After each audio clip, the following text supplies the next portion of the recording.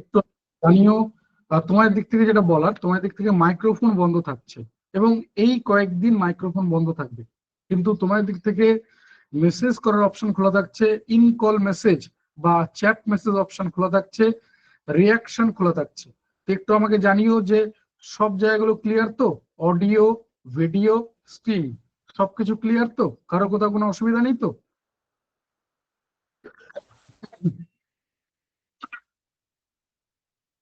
তোমার দিক থেকে দেখে নাও চ্যাট মেসেজ অপশন খোলা আছে, হ্যাঁ একদম।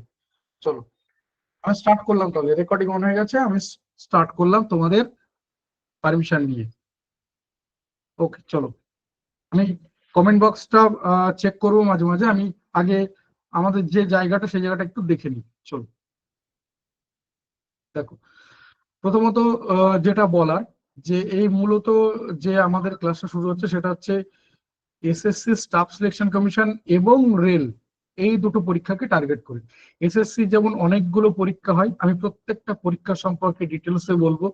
একই রকম ভাবে রেলেরও বেশ কিছু পরীক্ষা হয়, এর মধ্যে কিছু আছে টেকনিক্যাল, কিছু আছে নন টেকনিক্যাল, কিছু আছে টেকনিক্যাল নন টেকনিক্যাল মিলিত। তো প্রত্যেকটা জায়গায় আমি ডিসকাস করব। আজকের ক্লাসে মূলত আমরা তিনটে জায়গা নিয়ে, গুরুত্বপূর্ণ জায়গা আমরা ডিসকাস করবো। মনে রাখবে প্রত্যেক দিনের ক্লাস আমাদের 1.5 ঘন্টা করে হবে, প্রত্যেক দিনের ক্লাস 1.5 ঘন্টা, বা যেটাকে আমরা বলছি 90 মিনিট ক্লাস হবে। আজকের ক্লাসটাতে আমি 15 মিনিট এক্সট্রা টাইম নেব, কারণ বেশ কয়েকটা পার্ট এক্সট্রা রয়েছে, তো আমি সেক্ষেত্রে 15 মিনিট থেকে 20 মিনিট টাইম নেবো এক্সট্রা। যে মূলত তিনটে পার্ট ডিসকাশন হবে, তার মধ্যে প্রথম হচ্ছে আমাদের এই সিলেবাস ডিসকাশন। 2 নম্বর যে পার্টটা হচ্ছে সেটা হচ্ছে আমাদের ব্যাক এন্ড। ব্যাক এন্ড বলতে কি আমি আসছি। মূলত আমরা যারা এই যে বিভিন্ন কম্পিটিটিভ এক্সামের পরীক্ষাগুলো দিচ্ছি, কিন্তু পরীক্ষা দিয়ে যাচ্ছি কিন্তু আলটিমেট কিছু হচ্ছে না, বা কোথাও না কোথাও গিয়ে আমাকে ছেড়ে বেরিয়ে যেতে হচ্ছে। আমি ঠিক যেটা আমি চাইছিলাম, যেটা ভেবে আমি এখানে এসেছিলাম, সেটা হয়নি। তো আমি এই পার্টটা নিয়ে ডিসকাস করবো। মনে রাখবে এই পার্টগুলো খুব গুরুত্বপূর্ণ। তুমি আজকে যে রিজনিং ক্লাস সেটা আমি তারপরে যাব, কিন্তু রিজনিং এরপরে প্রচুর পাবে। আজকের ক্লাস যেটা রিজনিং, সেটা নিয়ে আমরা তারপর, এই মূলত তিনটে পার্ট নিয়ে আমাদের ডিসকাশন, সিলেবাস বা তার পুরো ডিটেলস যেটা রয়েছে, ব্যাক এন্ড আর আমাদের রিজনিং, এই তিনটে পার্ট নিয়ে ডিসকাস করবো। সেক্ষেত্রে আমি 15 থেকে 20 মিনিট সময় আমি আজ এক্সট্রা নেব। কিন্তু প্রত্যেক দিনের পরবর্তীতে যে ক্লাসগুলো হবে, আমি অলরেডি রুটিন গ্রুপে শেয়ার করে দিয়েছি, তোমরা দেখেছো। এর পরবর্তীতে যে ক্লাসগুলো হবে সেগুলো কিন্তু সম্পূর্ণ 1.5 ঘন্টা করে ক্লাস থাকবে, সম্পূর্ণ 1.5 ঘন্টা করে ক্লাস থাকবে। সাবজেক্ট ওয়াইজ আলাদা আলাদা ফ্যাকাল্টি থাকবে। আমি পুরো ডিটেলসে চলে গেলাম। আগে প্রথমে আমরা এসএসসি দিয়ে শুরু করি, তারপরে আমরা রেলে আসছি। আমি তোমাদের কোশ্চেন নেব। আপাতত মেসেজ বক্স বন্ধ আছে, আমি তোমাদের প্রত্যেকের কোশ্চেন নেব। আগে আমি আপাতত একটু এই জায়গাগুলোকে মোটামুটি একটু করে নিই। করে নেওয়ার পর আমি তারপরে তোমার থেকে কোশ্চেন নেব। কি কি কোশ্চেন রয়েছে তোমরা তোমাদের খাতায় নোট করো। আমি যে ডিসকাশন করছি এর মধ্যে দেখো অনেকটা জায়গা কভার হয়ে যাবে। প্রথমে এসএসসির মধ্যে আমাদের যে পরীক্ষাগুলো হয় তার মধ্যে খুব কমন যেগুলো, মানে আমরা এসএসসি স্টাফ সিলেকশন কমিশন বলে যেগুলো বুঝি, এমটিএস, সিএইচএসএল, সিজিএল, ওদিকে স্টেনো, দেন আমরা এই পাশে যদি দেখি সিপিও রয়েছে, খুব ভালো একটা পরীক্ষা, দিল্লি পুলিশ, এসএসসি জিডি, এরকম টাইপের অনেকগুলো পরীক্ষা রয়েছে। এছাড়া আরো অনেকগুলো পরীক্ষা রয়েছে, আমি এক নাগাড়ে যেগুলো মনে পড়লো এই মুহূর্তে আমি সেগুলোকে বললাম। আবারও বলছি অনেকগুলো পরীক্ষা রয়েছে, স্পেসিফিক কিছু পরীক্ষা রয়েছে যেগুলো সবাই হয়তো দিতে পারে না। তো আমরা যেগুলো সবাই দিতে পারি সেরকম টাইপের কিছু পরীক্ষা নিয়ে আমরা ডিসকাশন করছি। প্রথমে চলে আসছি এমটিএস, অর্থাৎ মাধ্যমিক স্ট্যান্ডার্ডে পরীক্ষা দেওয়া যায় মাল্টিটাস্কিং স্টাফ, যেটা মাধ্যমিক স্ট্যান্ডার্ডে পরীক্ষা দেওয়া যায়। তো এই দুটো পোস্টই রয়েছে, একটা হচ্ছে মাল্টিটাস্কিং স্টাফ আর একটা হচ্ছে হাবিলদার। ঠিক আছে, দুটোর মধ্যে কিছুটা পার্থক্য আছে, আমি এক এক করে চলে আসছি। এর সিলেকশন প্রসেস হচ্ছে কম্পিউটার বেসড টেস্ট, অর্থাৎ একটা সিবিটি, এটাকে আমরা মূলত সিবিটি হিসেবে চিনি। CBT, computer based test, CBT হিসেবে চিনি। অনলাইন পরীক্ষা হবে। আর আরেকটা হচ্ছে পেট, ফিজিক্যাল এফিসিয়েন্সি টেস্ট বা পিএসটি যেটাকে আমরা বলছি। এগুলো মূলত হাবিলদার পোস্টের জন্য।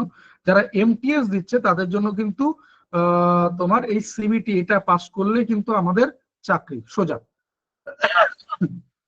মানে তুমি ফর্ম ফিল আপ করছো, পরীক্ষা দিচ্ছ, কোয়ালিফাই করছো, তারপরের স্টেপ হচ্ছে অ্যাপয়েন্টমেন্ট লেটার। ঠিক এইরকম স্টেপ গুলো রয়েছে এখানে। সিলেকশন সেকশন 1 এর মধ্যে আমরা দেখবো যে সেকশন 1 সেকশন 2 কি রয়েছে। সেকশন 1 এ কোনো নেগেটিভ মার্কিং নেই, সেকশন 2 এ 1 নম্বর করে নেগেটিভ মার্কিং রয়েছে। টোটাল 90টা কোশ্চেন আর 270 নম্বর। তার মানে আমরা বুঝতে পারছি প্রত্যেকটা কোশ্চেন 3 নম্বর করে, তাই তো? আমি আরো ডিটেলসে চলে আসছি। দেখো এইটা হচ্ছে আমাদের সেশন 1। সেশন 1 এর মধ্যে কি কি রয়েছে? নিউমেরিক্যাল এবিলিটি বা আমরা যেটাকে বলছি ম্যাথমেটিক্স, আর একটা রয়েছে রিজনিং। তাহলে এই জায়গাটা আমাদের 20টা করে কোশ্চেন থাকবে, প্রত্যেকটার মান কিন্তু 3 করে, প্রত্যেকটার মান 3 করে। তাহলে 40টা কোশ্চেন, টোটাল 120 নম্বর। কত মিনিট সময় রয়েছে? 45 মিনিট। আবারও বলছে আমাদের টোটাল টাইম হচ্ছে 90 মিনিট। এই যে আগেই বললাম টোটাল টাইম হচ্ছে, না এখানে ছিল 90 মার্কস, 90 মার্কস আসছে, কিন্তু 90 মিনিটও টাইম। এই যে এখানে 45 মিনিট হয়ে গেল। আর যেটা সেশন 2, সেশন 2 এখানেও আমাদের 45 মিনিট, অর্থাৎ টোটাল 90 মিনিটের পরীক্ষা। সেশন 2 এর মধ্যে কি কি রয়েছে? জেনারেল অ্যাওয়ারনেস আর ইংলিশ রয়েছে। এখানে আমাদের 25টা করে কোশ্চেন রয়েছে। তাহলে আমরা মার্কের রেসপেক্টে বা ওয়েটেজের রেসপেক্টে আমরা বুঝতে পারছি ইন্ডিভিজুয়াল সাবজেক্ট হিসাবে ইংলিশ কিন্তু এগিয়ে রয়েছে। ইন্ডিভিজুয়াল সাবজেক্ট হিসেবে ইংলিশ আমি আগে রাখবো, কারণ জেনারেল অ্যাওয়ারনেস 25 নম্বর হলেও জেনারেল অ্যাওয়ারনেস এর মধ্যে কিন্তু অনেকগুলো সাবজেক্ট রয়েছে। জেনারেল অ্যাওয়ারনেস এর মধ্যে আমাদের অনেকগুলো সাবজেক্ট রয়েছে। কি কি আমি বলে দিচ্ছি। হিস্ট্রি, জিওগ্রাফি, পলিটি, ইকোনমিক্স, সায়েন্সের মধ্যে physical science, life science, static GK, current affairs, computer, এই রিলেটেড কিন্তু কোশ্চেন গুলো রয়েছে। এই সব মিলিয়ে আমাদের 25।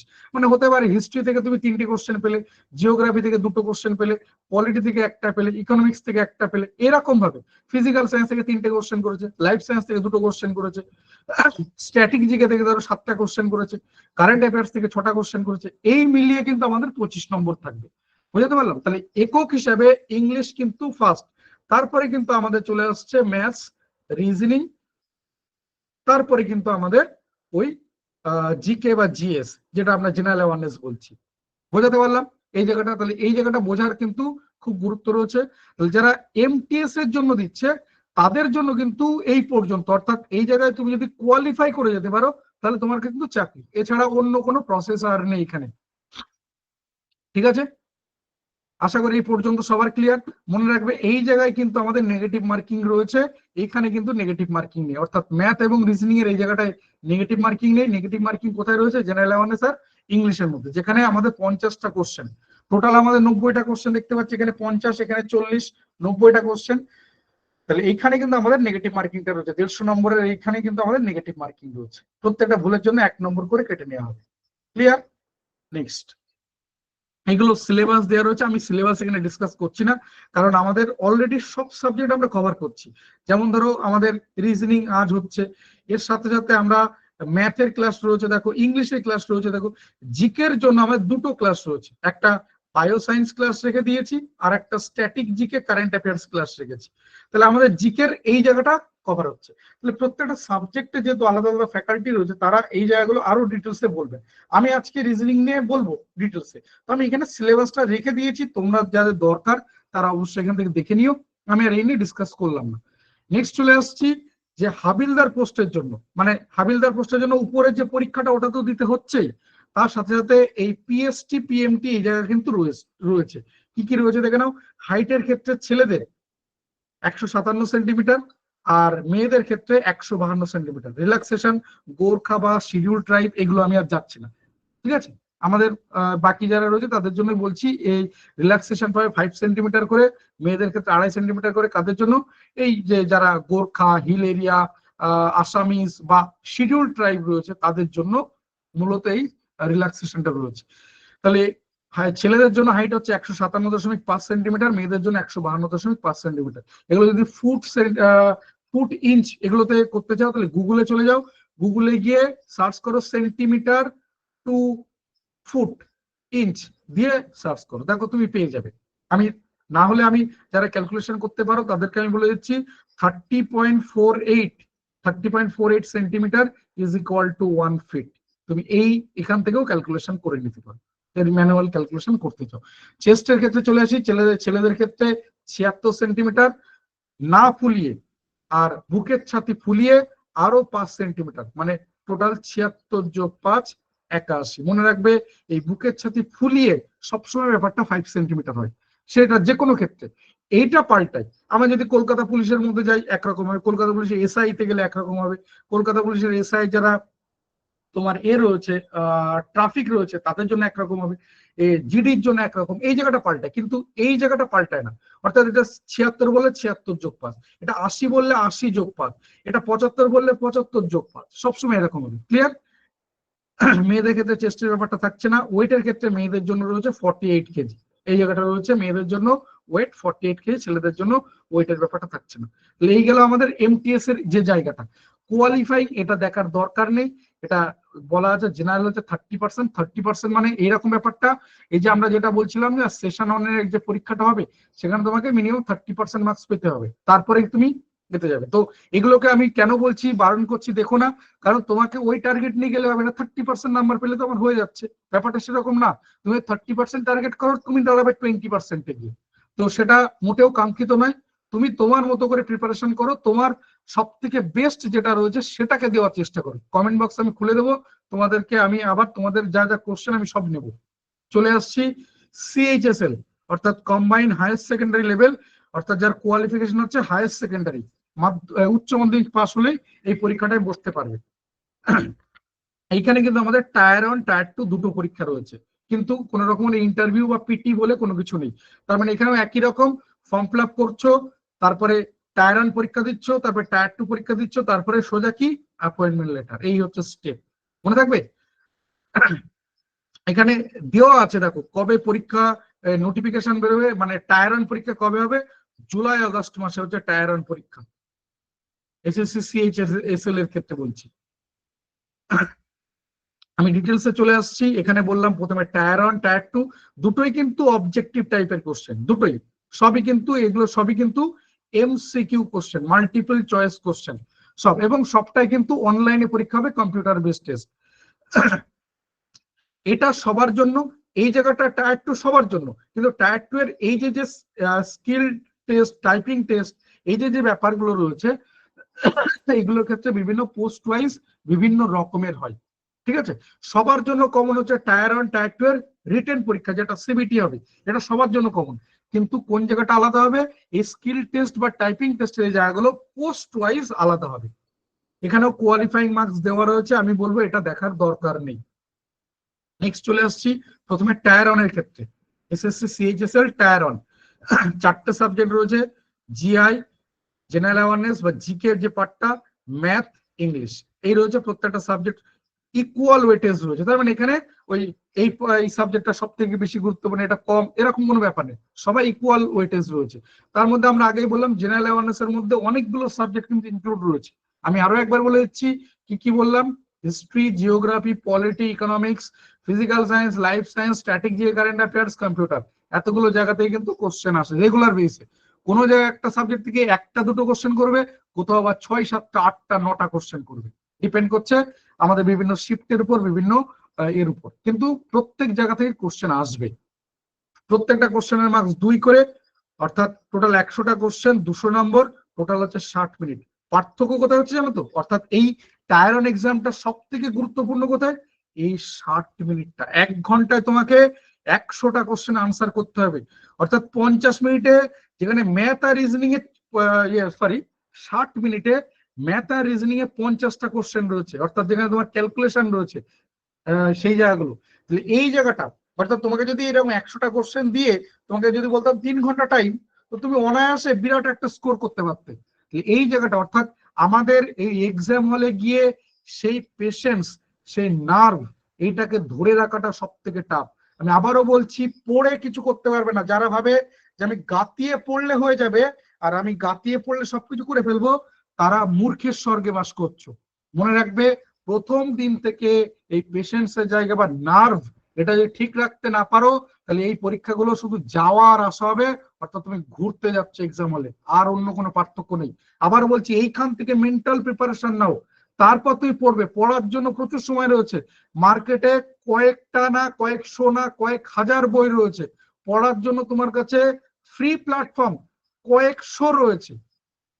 আর আমি যদি ইউটিউবে কথা বলি, কয়েক লক্ষ ক্যান্ডিডেট, সরি কয়েক লক্ষ তোমার এডুকেটর পড়াচ্ছে ইউটিউবে, বাংলা, হিন্দি, ইংলিশ, পরে তুমি যতগুলো ল্যাঙ্গুয়েজ চাও সব ল্যাঙ্গুয়েজ পাবে।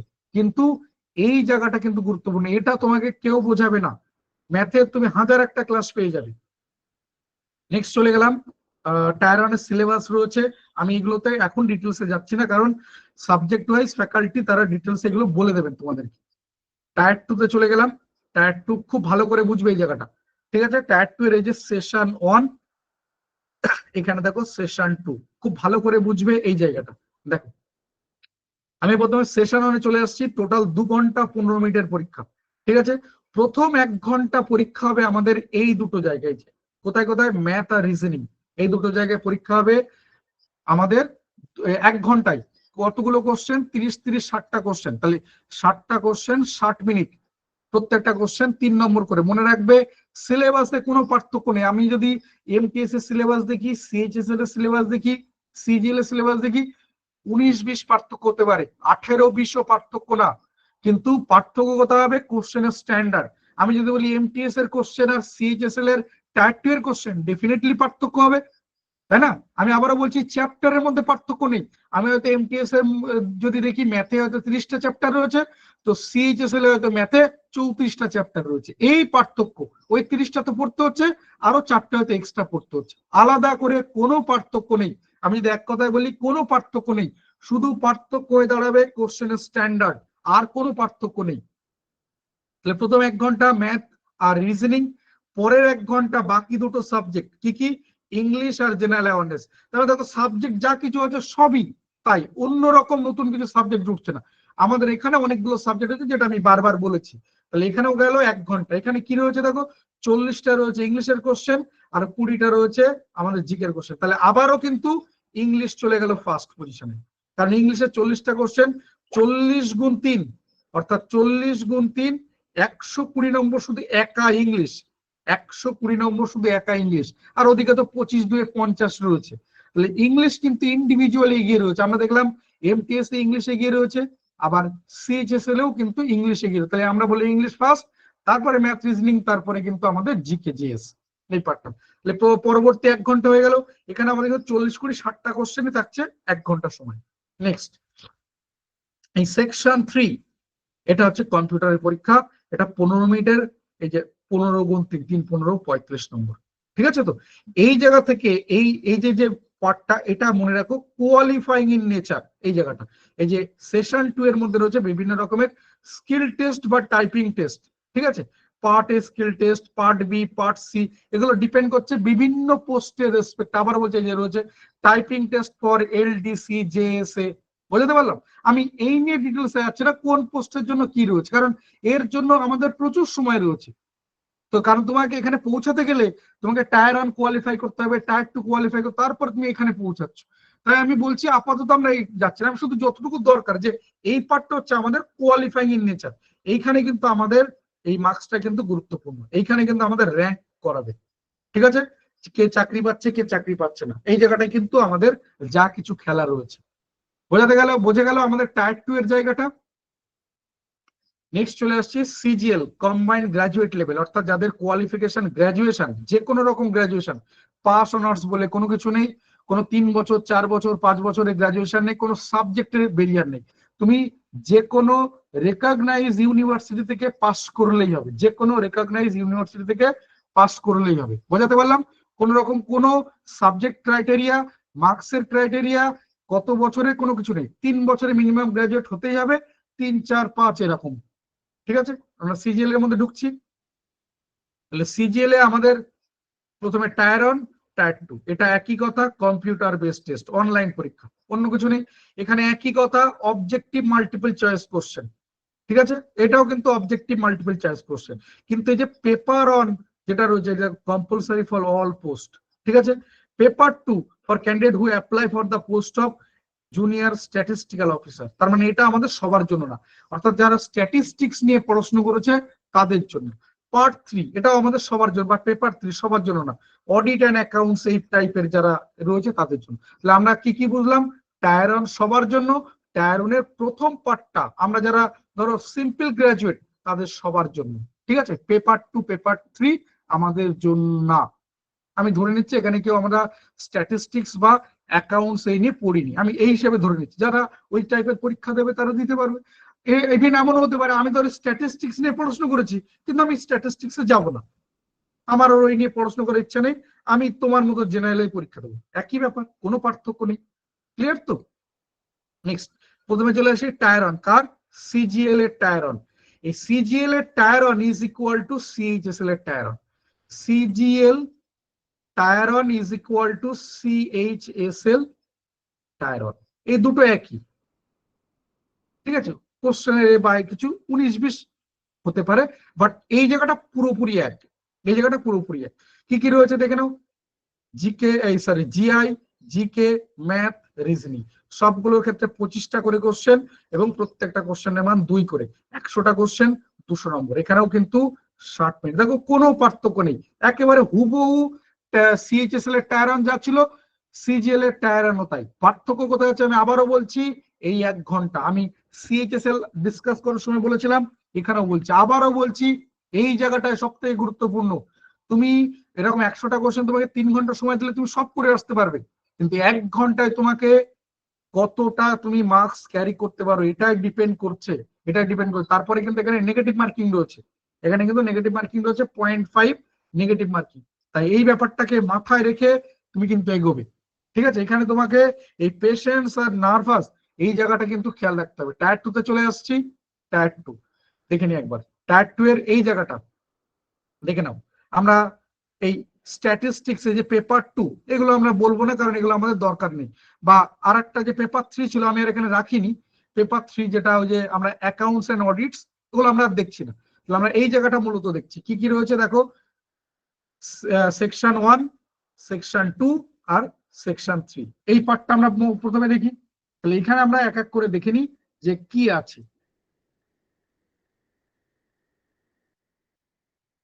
একটু আমাকে 1টা মিনিট টাইম দাও, আমি একটু ক্লাসগুলোকে একটু বন্ধ করে দিই। মানে আমাদের যে লাইভ ক্লাসগুলো চলে সেই ক্লাসগুলো শেষ হলো, রেকর্ডিংটা একটু অফ করে নিই, আমাকে 1টা মিনিট টাইম দাও। ঠিক 1 মিনিট দিলেই আমার হবে, ঠিক 1 মিনিট।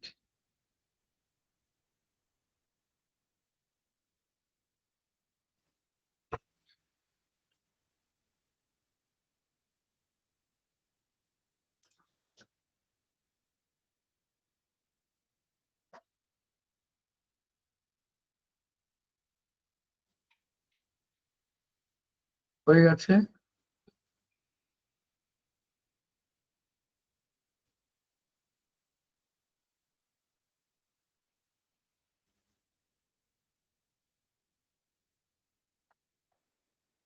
আর একবার একটু ডিস্টার্ব করবো, রাত 9টায় আবার ক্লাস শুরু হবে, সেই ক্লাসগুলো করার সময় আর একবার একটু ডিস্টার্ব হবে, তখন আমি 1 মিনিট টাইম নেবো। যাই হোক, তাহলে টায়ার 2 এর প্রথমে সেকশন 1-এ চলে গেলাম। সেকশন 1-এ ম্যাথ, রিজনিং একই রকম দেখে নাও। 30টা করে কোশ্চেন, প্রত্যেকটা 3টে করে 3 নম্বর করে, 180 নম্বর, 1 ঘন্টা। এই জায়গাটায় কিন্তু পার্থক্য হয়ে যাচ্ছে 30, 30, 60। এবং এখানে এই ওয়েটেজের ব্যাপারটা কিন্তু খুব গুরুত্বপূর্ণ সিজিএল এর ক্ষেত্রে। ঠিক আছে, এই জায়গাটায় কিন্তু পার্থক্য হচ্ছে আমাদের সিএইচএসএল এর সাথে। নেক্সট, সেকশন 2, এই জায়গাটা দেখো, ইংলিশ আর জিকে। ইংলিশ আর জিকে খেয়াল করে দেখো, ইংলিশে 45টা কোশ্চেন, 45 গুণ 3 মানে 135 নম্বর এই জায়গাটা। তাহলে আবারও কিন্তু ইংলিশ কিন্তু কিং মেকার, ইংলিশ কিন্তু আবারও কিং মেকার। ওই কিন্তু ঠিক করে দিচ্ছে যে তুমি চাকরি পাচ্ছ কি পাচ্ছ না। এরপরে ম্যাথ, রিজনিং, আলটিমেট স্কোর করাবে অবশ্যই রিজনিং, কারণ রিজনিং অনেক কম সময় তোমাকে এ করবে। কিং মেকার কিন্তু ইংলিশ, আর যদি বলি র্যাঙ্ক কে করা হবে, চাকরি কে পাওয়াবে, তা বলবো রিজনিং। রিজনিং তোমাকে চাকরি পাওয়াতে পারে। তাহলে এখানে আমাদের 45টা কোশ্চেন, 135 নম্বর, আর ওদিকে জিকে থাকছে 25টা কোশ্চেন, টোটাল 70টা কোশ্চেন 1 ঘন্টা। ঠিক আছে, এখানে ওয়েটেজটা দেখো, এই জায়গাটা কিন্তু পার্থক্যটা হচ্ছে, আর কিচ্ছু না, এই জায়গাটা কিন্তু আমাদের পার্থক্যটা আসছে। ঠিক আছে, computer knowledge test, data entry, এই জায়গাটা কিন্তু কোয়ালিফাইং, এই যে এই জায়গাটা কিন্তু কোয়ালিফাইং। তাহলে তুমি চাকরি পাচ্ছ কোন জায়গা থেকে? এই জায়গা থেকে। তোমার এখানে যত ভালো মার্কস আসবে তোমার চাকরি পাওয়ার সম্ভাবনা তত বাড়ছে। ক্লিয়ার তো? তাহলে এই জায়গাটা সবার বোঝা গেল আশা করি। নেক্সট চলে গেলাম সিলেকশন পোস্ট, অর্থাৎ আমাদের যে ফেজ 13 এর যে পরীক্ষাটা হবে, মানে খুব রিসেন্ট তোমার নোটিফিকেশন, মানে ফর্ম ফিল আপ শুরু হতে চলেছে। অলরেডি মনে আমি গতকাল বা গত পরশু দেখলাম নোটিফিকেশন দিয়েছে, শর্ট নোটিশ যেটা সেটা বের করেছে। সম্ভবত ফর্ম ফিল আপ শুরু হয়নি, 2-1 দিনের মধ্যে বা 2-4 দিনের মধ্যে বা 1 সপ্তাহের মধ্যে ফর্ম ফিল আপ শুরু হবে। ঠিক আছে, ফেজ 13 এর যেটা রয়েছে এই যে 24শে জুলাই থেকে 4 অগস্ট এর মধ্যে পরীক্ষাগুলো হবে, কম্পিউটার বেসড টেস্ট, সবকিছু তাই। টোটাল 100টা কোশ্চেন, 200 নম্বর। এখানে আমাদের কি কি রয়েছে, যে সিবিটি রয়েছে, তারপর স্কিল টেস্ট, ডকুমেন্ট ভেরিফিকেশন। অর্থাৎ এই পরীক্ষাগুলো একটা সব থেকে বড় সুবিধা হচ্ছে ইন্টারভিউ নেই। নেক্সট চলে আসছি এই জায়গাটা, ফেজ 13 এর ক্ষেত্রে। ফেজ 13 খেয়াল রাখো, ফর্ম ফিল আপ শুরু হতে চলেছে এরকম।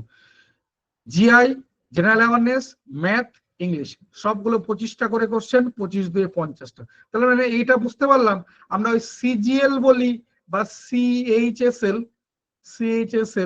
টায়ার অন যা দেখলাম, আর এখানকার যে সিবিটিটা একই, কারণ এখানে একটাই পরীক্ষা হবে, এখানে তো টায়ার ওয়ান টায়ার টু নেই, শুধু একটাই পরীক্ষা। এখানেও দেখো সেই একই জিনিস, সব 60 নম্বর করে, আর 0.5 এটা হচ্ছে আমাদের নেগেটিভ মার্কিং। 100টা কোশ্চেন, 200 নম্বর। তাহলে পুরোপুরি তুমি CGL tier one, CGL tier two is equal to phase 13 এর যে সিবিটি পরীক্ষা, এটা পুরোপুরি এক। চলে আসছি সিপিও, খুব ভালো একটা পরীক্ষা, প্রচুর ছেলে মেয়ে প্রতি বছর এই পরীক্ষাটা দেয়। আমি ডিটেলসে আসবো এক এক করে।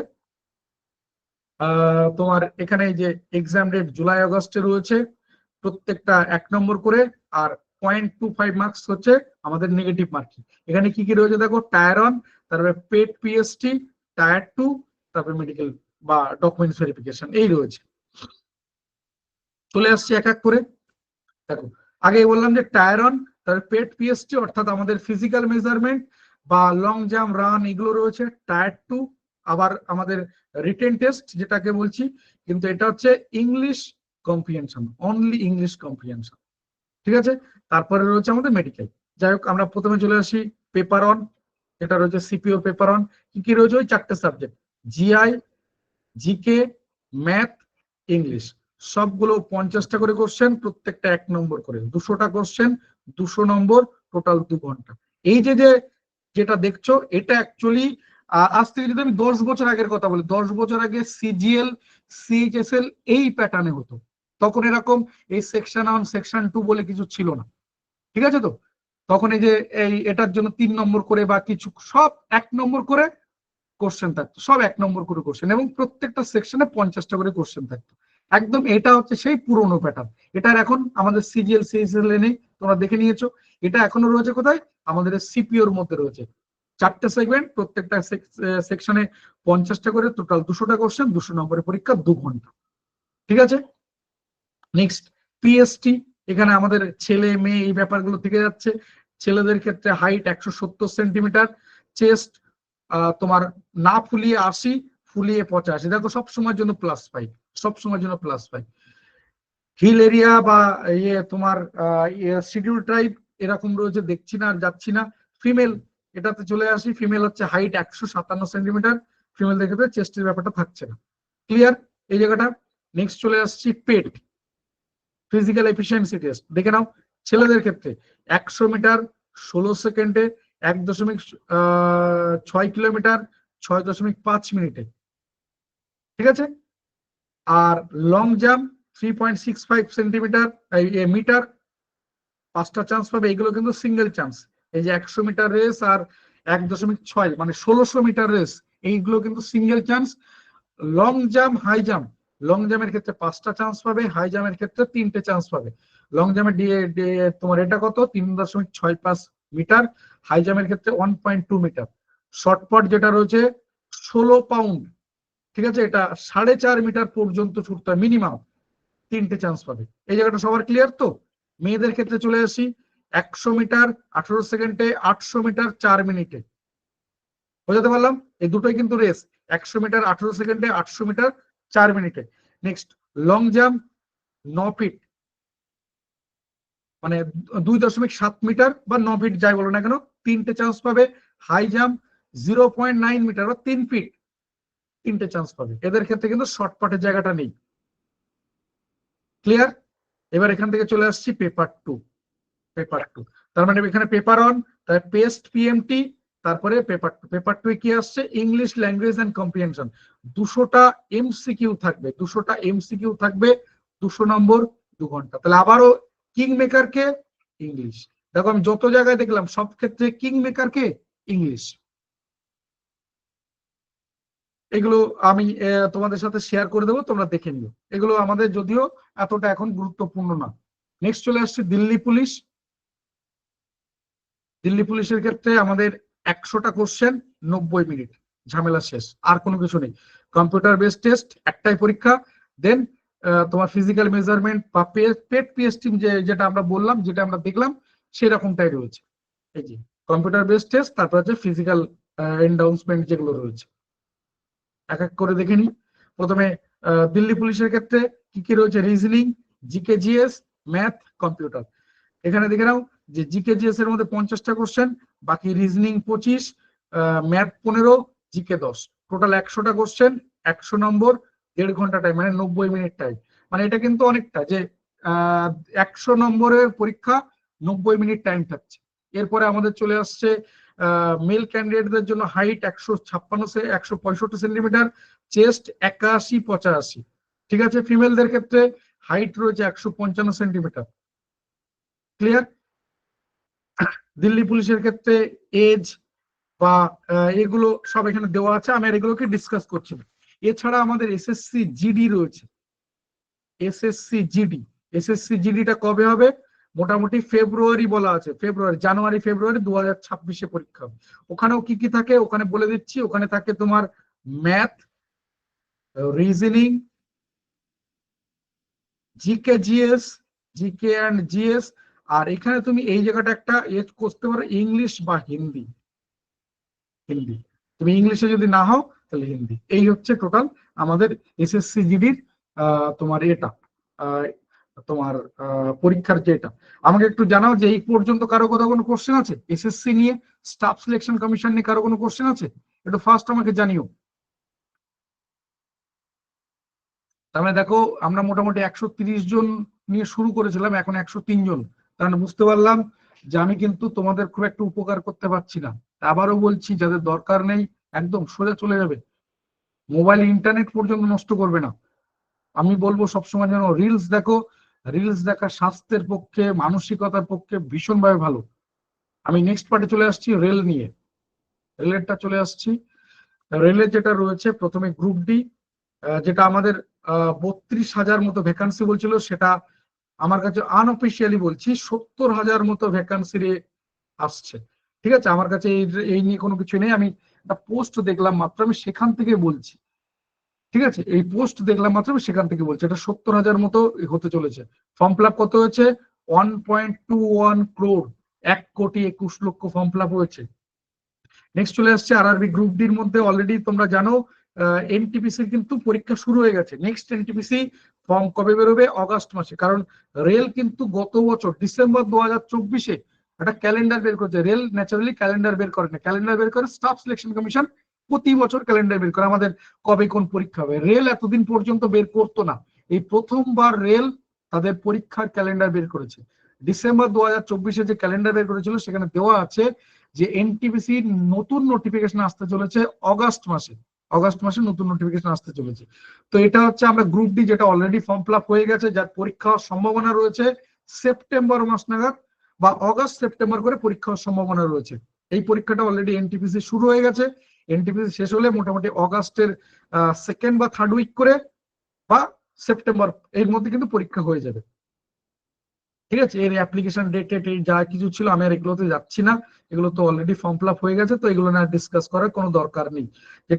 এটা চলে আসি, যেটা রেলের একটা সবথেকে বড় সুবিধা হচ্ছে বয়সটা, রেলের এই যে বয়সটা। বাকি আমাদের যে এমটিএস রয়েছে 18 থেকে 25, বাকিগুলো রয়েছে 18 থেকে 28। এই ব্যাপারগুলো মানে এখানে 28 বছর বয়সে কিন্তু এসএসসি শেষ হয়ে যাচ্ছে, সেখানে রেল কিন্তু 36 বছর। জেনারেলদের কথা বলছি, জেনারেলদের ক্ষেত্রে সবসময় যেন যেটা হবে তার সাথে যোগ করবে এসসি এসটি, এসসি বা এসটি সবসময় জন্য +5 ইয়ার্স, আর ওবিসি হলে +3 ইয়ার্স, +3 ইয়ার্স, এইটা। ঠিক আছে, তো এটা যোগ করবে। নেক্সট এখানে ওই একই জিনিস, এটা কম্পিউটার বেসড টেস্ট হবে, তারপরে physical efficiency, documents verification, medical এ, তারপরে কিন্তু অ্যাপয়েন্টমেন্ট লেটার। এইভাবে রয়েছে। এখানে কি কি রয়েছে দেখো। আর আমরা এতক্ষণ ধরে বলছিলাম যে স্টাফ সিলেকশন কমিশনের কিং মেকার কে বলছিলাম? ইংলিশ। আর রেলে আসলে ঠিক উল্টোটা, রেলে ইংলিশই নেই, রেলে ইংলিশ বলে ব্যাপারটাই নেই। এখানে কি কি রয়েছে? General intelligence, general science, general awareness, current affairs, mathematics. এখানে যদি বলি কিং মেকার কে, তাহলে বা এখানে যদি ইয়ে করি তাহলে আমি বলবো এখানে আছে রিজনিং। দেখো কিং মেকার রিজনিং 30 নম্বর। মানে এখানে আমরা যদি সাজাই তাহলে এইভাবে আসবে যে প্রথমে আসছে জিআই বা রিজনিং যেটাকে আমরা বলছি, তারপরে অবশ্যই আমাদের সায়েন্সটা চলে আসে, সায়েন্স। সায়েন্স বলতে বায়ো সায়েন্স, ফিজিক্যাল সায়েন্স এরকমটা চলে আসে। তারপরে অবশ্যই ম্যাথ, তারপরে অবশ্যই static GK, current affairs, static GK, current affairs, তারপরে অন্যান্য সাবজেক্ট। ঠিক র্যাঙ্কিং হিসাবে 1 নম্বরে আসবে রিজনিং, 2 নম্বরে আসবে সায়েন্স, 3 নম্বরে আসবে ম্যাথ, 4 নম্বরে আসবে স্ট্যাটিক জিকে, কারেন্ট অ্যাফেয়ার্স। ঠিক এরকম আছে। এরপরে 5 নম্বরে আসছে জেনারেল বা ওই যে আর অন্যান্য যে সাবজেক্ট গুলো রয়েছে, হিস্ট্রি, জিওগ্রাফি। কারণ এখানেও কিন্তু তোমাকে হিস্ট্রি, জিওগ্রাফি থেকে কোশ্চেন আসবে, পলিটি, ইকোনমিক্স থেকে কোশ্চেন আসবে, কিন্তু সেগুলো তুলনামূলক অনেক কম। ঠিক আছে। General awareness and current affairs যে পার্টটা বললাম, এর মধ্যে কিন্তু এটা লুকিয়ে রয়েছে। এর মধ্যে কিন্তু তুমি হিস্ট্রি, জিওগ্রাফি, পলিটি, ইকোনমিক্স পাবে। ঠিক আছে। এই যে 20 নম্বর রয়েছে না, এই 20 নম্বরের মধ্যে শুধু স্ট্যাটিক জিকে, কারেন্ট অ্যাফেয়ার্স থাকবে ধরো 12 নম্বর। শুধু স্ট্যাটিক জিকে, কারেন্ট অ্যাফেয়ার্স এই পার্টটা থাকবে 12 নম্বর। আর বাকি 8 নম্বরে হিস্ট্রি হয়তো 2টো কোশ্চেন, জিওগ্রাফি 1টা কোশ্চেন বা জিওগ্রাফি 2টো কোশ্চেন, পলিটি 1টা কোশ্চেন, এরকম ভাবে থাকবে কিন্তু। ঠিক আছে। এরপরে পেট, পিএমটি, এগুলোতে আমি আর যাচ্ছি না। এখানে মেলদের ক্ষেত্রে 35 কেজি ওয়েট লিফটিং থাকে 100 মিটার পর্যন্ত, যেটা 2 মিনিটে কভার করতে হবে উইদাউট স্টপেজ, সিঙ্গেল চান্স, সব কিন্তু সিঙ্গেল চান্স। আর এখানে 100 মিটার দৌড় 4 মিনিট 15 সেকেন্ডে, সিঙ্গেল চান্স। ফিমেলদের ক্ষেত্রে 20 কেজি ওয়েট লিফটিং 100 মিটার 2 মিনিটে কভার করতে হবে উইদাউট স্টপেজ, সিঙ্গেল চান্স। আর মেয়েদের ক্ষেত্রে রানিং রয়েছে 1000 মিটার, সেটা টাইম হচ্ছে 5 মিনিট 40 সেকেন্ড। ছেলেদের ক্ষেত্রে 1000 মিটার, মেয়েদের ক্ষেত্রে 1000 মিটার। ছেলেদের ক্ষেত্রে টাইম হচ্ছে 4 মিনিট 15 সেকেন্ড, মেয়েদের ক্ষেত্রে 5 মিনিট 40 সেকেন্ড। কিন্তু আবারও বলছে সিঙ্গেল চান্স। নেক্সট চলে আসছে, এগুলো সিলেবাস রয়েছে, আমি আর এগুলোতে যাচ্ছি না। কম বেশি সিলেবাস প্রায় একই রকম। এনটিপিসির মধ্যে 2 রকম আমরা দেখতে পাই, একটা হচ্ছে এইচএস লেভেল আর একটা হচ্ছে গ্রাজুয়েট লেভেল, এই দুটো পাই। অর্থাৎ এইচএস পাস করলে একটা দিতে পারবে, এই যে গ্রাজুয়েট লেভেল আর আন্ডার গ্রাজুয়েট লেভেল, এই রয়েছে। এই যে পোস্ট দেখতে পাচ্ছ যে কি রয়েছে না রয়েছে। নেক্সট এখানে আমরা বলে দিই সিবিটি 1, সিবিটি 2, তার মানে দুটো, এই পরীক্ষা দুটো সবার জন্য কমন, তোমাকে দিতেই হবে। মানে সিবিটি 1 পাস করে সিবিটি 2, এরপরে স্কিল টেস্ট, ডকুমেন্টস ভেরিফিকেশন আর মেডিকেল টেস্ট, এগুলো কিন্তু ডিপেন্ড করছে তোমার কি পোস্টের উপরে অ্যাপ্লাই করছো তার রেসপেক্টে, সবার জন্য না। আমি এখানে দেখিয়ে দিচ্ছি এগুলো, যদিও ওই ব্যাপারগুলো আমাদের দরকার নেই, এগুলোতে কার কি ভ্যাকান্সি ছিল এগুলো এখন আর আমাদের দেখার দরকার নেই, এগুলোতে আমি আর দেখার দরকার নেই, এগুলোতে আমি যাচ্ছি না। আমি যাচ্ছি যে জায়গাটা আমার দরকার, এই যে গ্রাজুয়েট লেভেল, আমাদের গ্রাজুয়েট হলেই হবে। আর under graduate level higher secondary pass হলে হবে, কোনো মার্কস, সাবজেক্ট, অন্য কোনো ক্রাইটেরিয়া নেই। নেক্সট চলে আসছি, আমাদের যেটা দরকার সেটা এই যে দেখে নাও, এই যে এটা আমাদের কি রয়েছে, গ্রাজুয়েট লেভেল। দেখো গ্রাজুয়েট লেভেলে কিছু কিছু পোস্টে শুধু সিবিটি 1, সিবিটি 2, শুধুমাত্র সিবিটি 1, সিবিটি 2। কিছু পোস্টে আবার টাইপিং টেস্ট বা স্কিল টেস্ট রয়েছে। আবার আন্ডার গ্রাজুয়েট লেভেলে দেখো কিছু কিছু পোস্টে শুধুমাত্র সিবিটি 1, সিবিটি 2, কোন রকম স্কিল টেস্ট নেই। তা ডিপেন্ড করছে কোন পোস্টের জন্য তুমি অ্যাপ্লাই করছো তার রেসপেক্টে। ঠিক আছে। প্রথমে চলে আসছে সিবিটি 1, যেহেতু ইংলিশ নেই তাহলে 3টে part, general awareness, mathematics, general intelligence. এই যে জেনারেল অ্যাওয়ারনেসের 40 নম্বর রয়েছে, জেনে রেখো। এখানে সায়েন্স রয়েছে 20 নম্বর, এখানে সায়েন্স রয়েছে 20 নম্বর। স্ট্যাটিক জিকে, কারেন্ট অ্যাফেয়ার্স, এটাই রয়েছে 10 থেকে 12 নম্বর, 10 থেকে 12 নম্বর স্ট্যাটিক জিকে, কারেন্ট অ্যাফেয়ার্স। তাহলে বাকি থাকছে কত, ওই 8 থেকে 10 নম্বর। এই জায়গাটা রয়েছে বাকি সাবজেক্ট, মানে হিস্ট্রি, জিওগ্রাফি, পলিটি, ইকোনমিক্স। মানে 20 থেকে 25 নম্বর তুমি এখানে ধরো, 20 থেকে 25। এখানে আমরা ওই 8 থেকে 10 ধরছি, এখানে তাহলে আমরা বলবো আরেকটু কমে যাচ্ছে। মানে 20-22টা কোশ্চেন শুধুমাত্র সায়েন্স থেকে থাকবে। ঠিক আছে। মোটামুটি 8-10টা question static GK, current affairs থেকে থাকবে। বাকি ওই 7-8টা কোশ্চেন থাকবে হিস্ট্রি, জিওগ্রাফি, পলিটি, ইকোনমিক্স মিলিয়ে। ক্লিয়ার। ম্যাথে 30, রিজনিং এ 30, টোটাল 100টা কোশ্চেন, 100 নম্বর, 90 মিনিট টাইম। মানে এই ব্যাপারগুলো কিন্তু এতটাও টাফ না। এই আমাদের যে নার্ভ যে ব্যাপারটা, যে ওই যে সিজিএল এর বা সিএইচএসএল এর আমরা টায়ার 1 দেখলাম, সেই ব্যাপারটা কিন্তু আসছে না। চলে আসছি আমাদের টায়ার 2, এনটিপিসি টায়ার 2 যেটা রয়েছে, 3টে সাবজেক্ট, কোনো কিছু পার্থক্য নেই। পার্থক্যটা এই যে জেনারেল অ্যাওয়ারনেস 50 নম্বর। তাহলে 50 নম্বরে আমরা বলতে পারি মোটামুটি 25 থেকে 28 নম্বর, 25 থেকে 28 নম্বর শুধু সায়েন্স থাকবে। আর মোটামুটি 13 থেকে 15 নম্বর শুধুমাত্র তোমার ওই স্ট্যাটিক যে কারেন্ট অ্যাফেয়ার্স থাকবে, আর 10 থেকে 12 নম্বর মোটামুটি তোমার ওই ইয়ে থাকবে। দেখো আসছে কিনা, 25 আর 10 35 আর 3 38 আর 10 48 50 এরকম। এই রেশিওতে মোটামুটি কোশ্চেন কিন্তু থাকবে। ঠিক আছে, ম্যাথ 35, রিজনিং 35, টোটাল 120টা কোশ্চেন, 120 নম্বর, সময় কিন্তু 90 মিনিট। তাহলে এই জায়গাটায় পার্থক্যটা হয়ে যাচ্ছে, এখানে 100টা কোশ্চেন, এখানে 120টা কোশ্চেন। টায়ার 1 টায়ার 2 এর মধ্যে এই হচ্ছে পার্থক্য। আর কোশ্চেনের স্ট্যান্ডার্ড বা যা কিছু এগুলো থাকতে পারে। বোঝাতে পারলাম? এই মোটামুটি কোথা থেকে কতগুলো কি কোশ্চেন আসে দেওয়া রয়েছে, ম্যাথে কতগুলো কি কোশ্চেন কোথা থেকে আসে, রিজনিং এ। আমরা যদি জিকে পার্টটা দেখি তাহলে বোধহয় আর একটু ভালো বুঝতে পারবে। দেখো এরকম কারেন্ট অ্যাফেয়ার্সে কতগুলো কোশ্চেন, স্ট্যাটিক জিকেতে কতগুলো কোশ্চেন। এবার সায়েন্সে দেখি, কেমিস্ট্রি, বায়োলজি, ফিজিক্স, কম্পিউটার, এই জায়গাটা হচ্ছে সায়েন্স, এই জায়গাটা হচ্ছে স্ট্যাটিক জি কারেন্ট অ্যাফেয়ার্স। বুঝতে পারছো কতগুলো মার্কস শুধু এরাই ক্যারি করে রয়েছে এই জায়গাটা। মানে একটা মোটামুটি আইডিয়া হিসেবে বলছি, এরকম টাইপের থাকবে।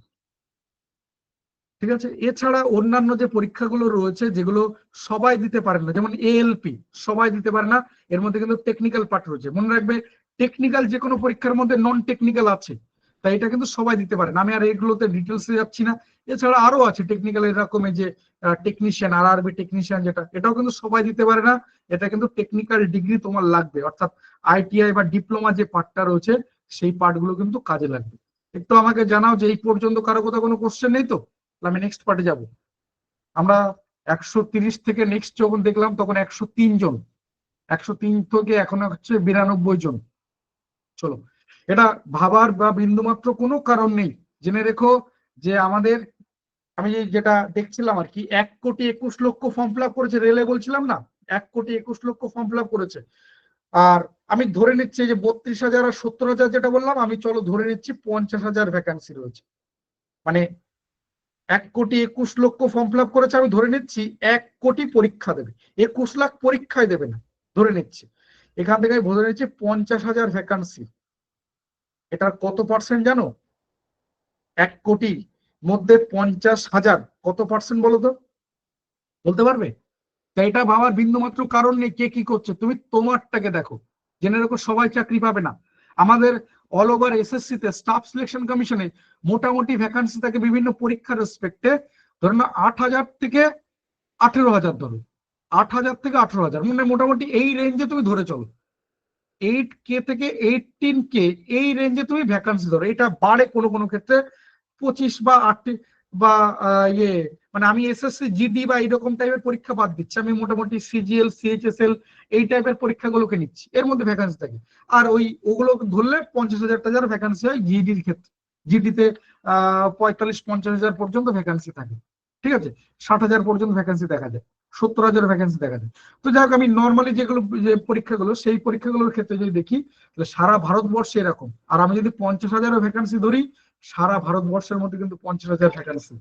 তাহলে আমাদের ওরকম পরীক্ষার ফর্ম ফিল আপ হচ্ছে কত, প্রায় কোটিতে, আর সেখানে চাকরি পাচ্ছে 50,000। একবার পার্সেন্টেজ বের করে দেখো, সবাই তো পার্সেন্টেজ বের করতে জানি। টেকনিক্যাল ক্ষেত্রে সায়েন্স থাকলে কি দেওয়া যায় স্যার? না, তোমার টেকনিক্যাল ডিগ্রি লাগবে। চান্সের কথা বাদ দাও ভাই, ও চান্স দেখে এখন লাভ নেই, কত ভ্যাকান্সি থাকবে, চান্সের কথা বাদ দাও। ফেজ 13 এর ব্যাপারটা একটু ভালো করে বলবো, আমি বলে বলে দেবো। আমি একটু নেক্সট পার্টে চলে আসি, নাহলে আমরা শেষ করতে পারবো না, অনেকটা সময় চলে গেল এইখানটায়, যেহেতু দুটো পরীক্ষারই রয়েছে। নেক্সট পার্টে চলে গেলাম, এর থেকে মনে হয় রিজনিং আলাদা দিনে একটা ক্লাস করলে বোধহয় ভালো হতো। আমরা নেক্সট পার্টে চলে আসছি, ব্যাক এন্ডের জায়গাটা একটু ফার্স্ট চলে যাই। দেখো এই জায়গাটা থেকে ভালো করে শুনবে। আমি একদম প্রথমে তোমাকে ধৈর্যের একটা গল্প শুনিয়েছি, যে এই ধৈর্য জায়গাটা রাখতে হবে। দ্বিতীয় হচ্ছে আমাদের নার্ভাস, এই নার্ভের জায়গাটা কিন্তু রাখতে হবে। এই দুটো আমাদের খুব ইম্পর্টেন্ট। মনে রাখবে, আমরা যা কিছু, মানে আমরা ধরো এই যে পরীক্ষাগুলো দিচ্ছি, যে সেন্ট্রাল গভর্নমেন্টের যে পরীক্ষা, এই আমাদের স্টেট গভর্নমেন্ট আর সেন্ট্রাল গভর্নমেন্টের পরীক্ষার একটা বেসিক পার্থক্য আমি যদি তোমাকে বলি, একদম বেসিক পার্থক্য, সেটা হচ্ছে সেন্ট্রাল গভর্নমেন্ট মূলত ম্যাথ রিজনিংটাকে বেশি গুরুত্ব দেয়। ঠিক আছে, আর স্টেট গভর্নমেন্ট মূলত জিকে পার্টগুলোকে বেশি গুরুত্ব দেয়। অর্থাৎ এখানে আমাদের ম্যাথ রিজনিং কিন্তু তুলনামূলক গুরুত্বপূর্ণ জায়গায় রয়েছে। এবার আমি ইংলিশ কেন বললাম না, যেমন রেলে ইংলিশ নেই, আবার স্টাফ সিলেকশন কমিশনে ইংলিশ রয়েছে। তো এই জায়গাগুলো, আর বিশেষ করে আমরা ম্যাথ রিজনিং যেহেতু দুটো একটা জমজ সাবজেক্ট রয়েছে, এই জায়গাটার ক্ষেত্রে তুলনামূলক ভয়ের জায়গা সবার ক্ষেত্রে কিছু না কিছু আছে। কেউ না কেউ হতে পারে যে ম্যাথস নিয়ে ভালো, আবার উল্টো দিকেও সত্যি কেউ না কেউ তো ইংলিশেও ভালো। তো আমি এই জন্য বলছি, তবে এসএসসি আমরা যদি স্টাফ সিলেকশন দেখি তাহলে একদম কিং মেকার কিন্তু স্টাফ সিলেকশন কমিশন, সেখানে কিন্তু king maker staff selection commission, ঠিক আছে? তো এই জায়গাটাকে খেয়াল রাখো। আবার যখন আমরা স্টেটে বললাম সেটা কিন্তু জিকে, তো এখানে আমাদের এই জায়গাগুলো কিন্তু ভালো হতে হবে। তো এই জায়গাগুলোর ক্ষেত্রে দেখো, প্রথম কথা যে তুমি যদি এখন থেকে বলতে শুরু করো বা এই কাঁদুনি গাও আমি ম্যাথ পারি না, আমার ইংলিশে একদম ভালো না, তাহলে এগুলো বলে লাভ নেই। এগুলো বললে এক তোমার কাছে অপশন রয়েছে, আইদার তুমি স্কিপ করে চলে যাও, তাহলে তোমার জন্য এই ফিল্ড না। কারণ কেউ কাঁদুনি শুনবে না, কেউ মানে তোমার এরকম টাইপের কোনো কোটা নেই। আমি স্যার আমি খুব গরিব, আমার বাবা খুব গরিব, তার জন্য তোমার আলাদা ক্যাটাগরি আছে। এসসি এসটি ওবিসির জন্য যেমন রয়েছে, গরিবের জন্য আলাদা ক্যাটাগরি। স্যার আমার বাবা নেই, আমার মা নেই, আমি একা, আলাদা ক্যাটাগরি আছে। স্যার আমি অঙ্ক পারি না, আলাদা ক্যাটাগরি আছে। স্যার আমি ইংলিশ জানি না, আলাদা ক্যাটাগরি আছে। স্যার আমাকে প্রচুর খাটাখাটনি করতে, আমাকে চাকরি করতে, আমাকে দোকানে কাজ করতে, আমাকে অন্য জায়গায় টিউশন করতে, আলাদা ক্যাটাগরি আছে। তাহলে এগুলো বলবে না, যেগুলোর কোনো বাস্তব ভিত্তি নেই সেগুলো বলবে না। এগুলো বললে কি হয়, এগুলো তুমি ইমোশনালি নিজেকে সান্ত্বনা দিচ্ছ। এই যদি সান্ত্বনা দেওয়ার চেষ্টা করো তাহলে তা তোমার নেগেটিভে যাবে।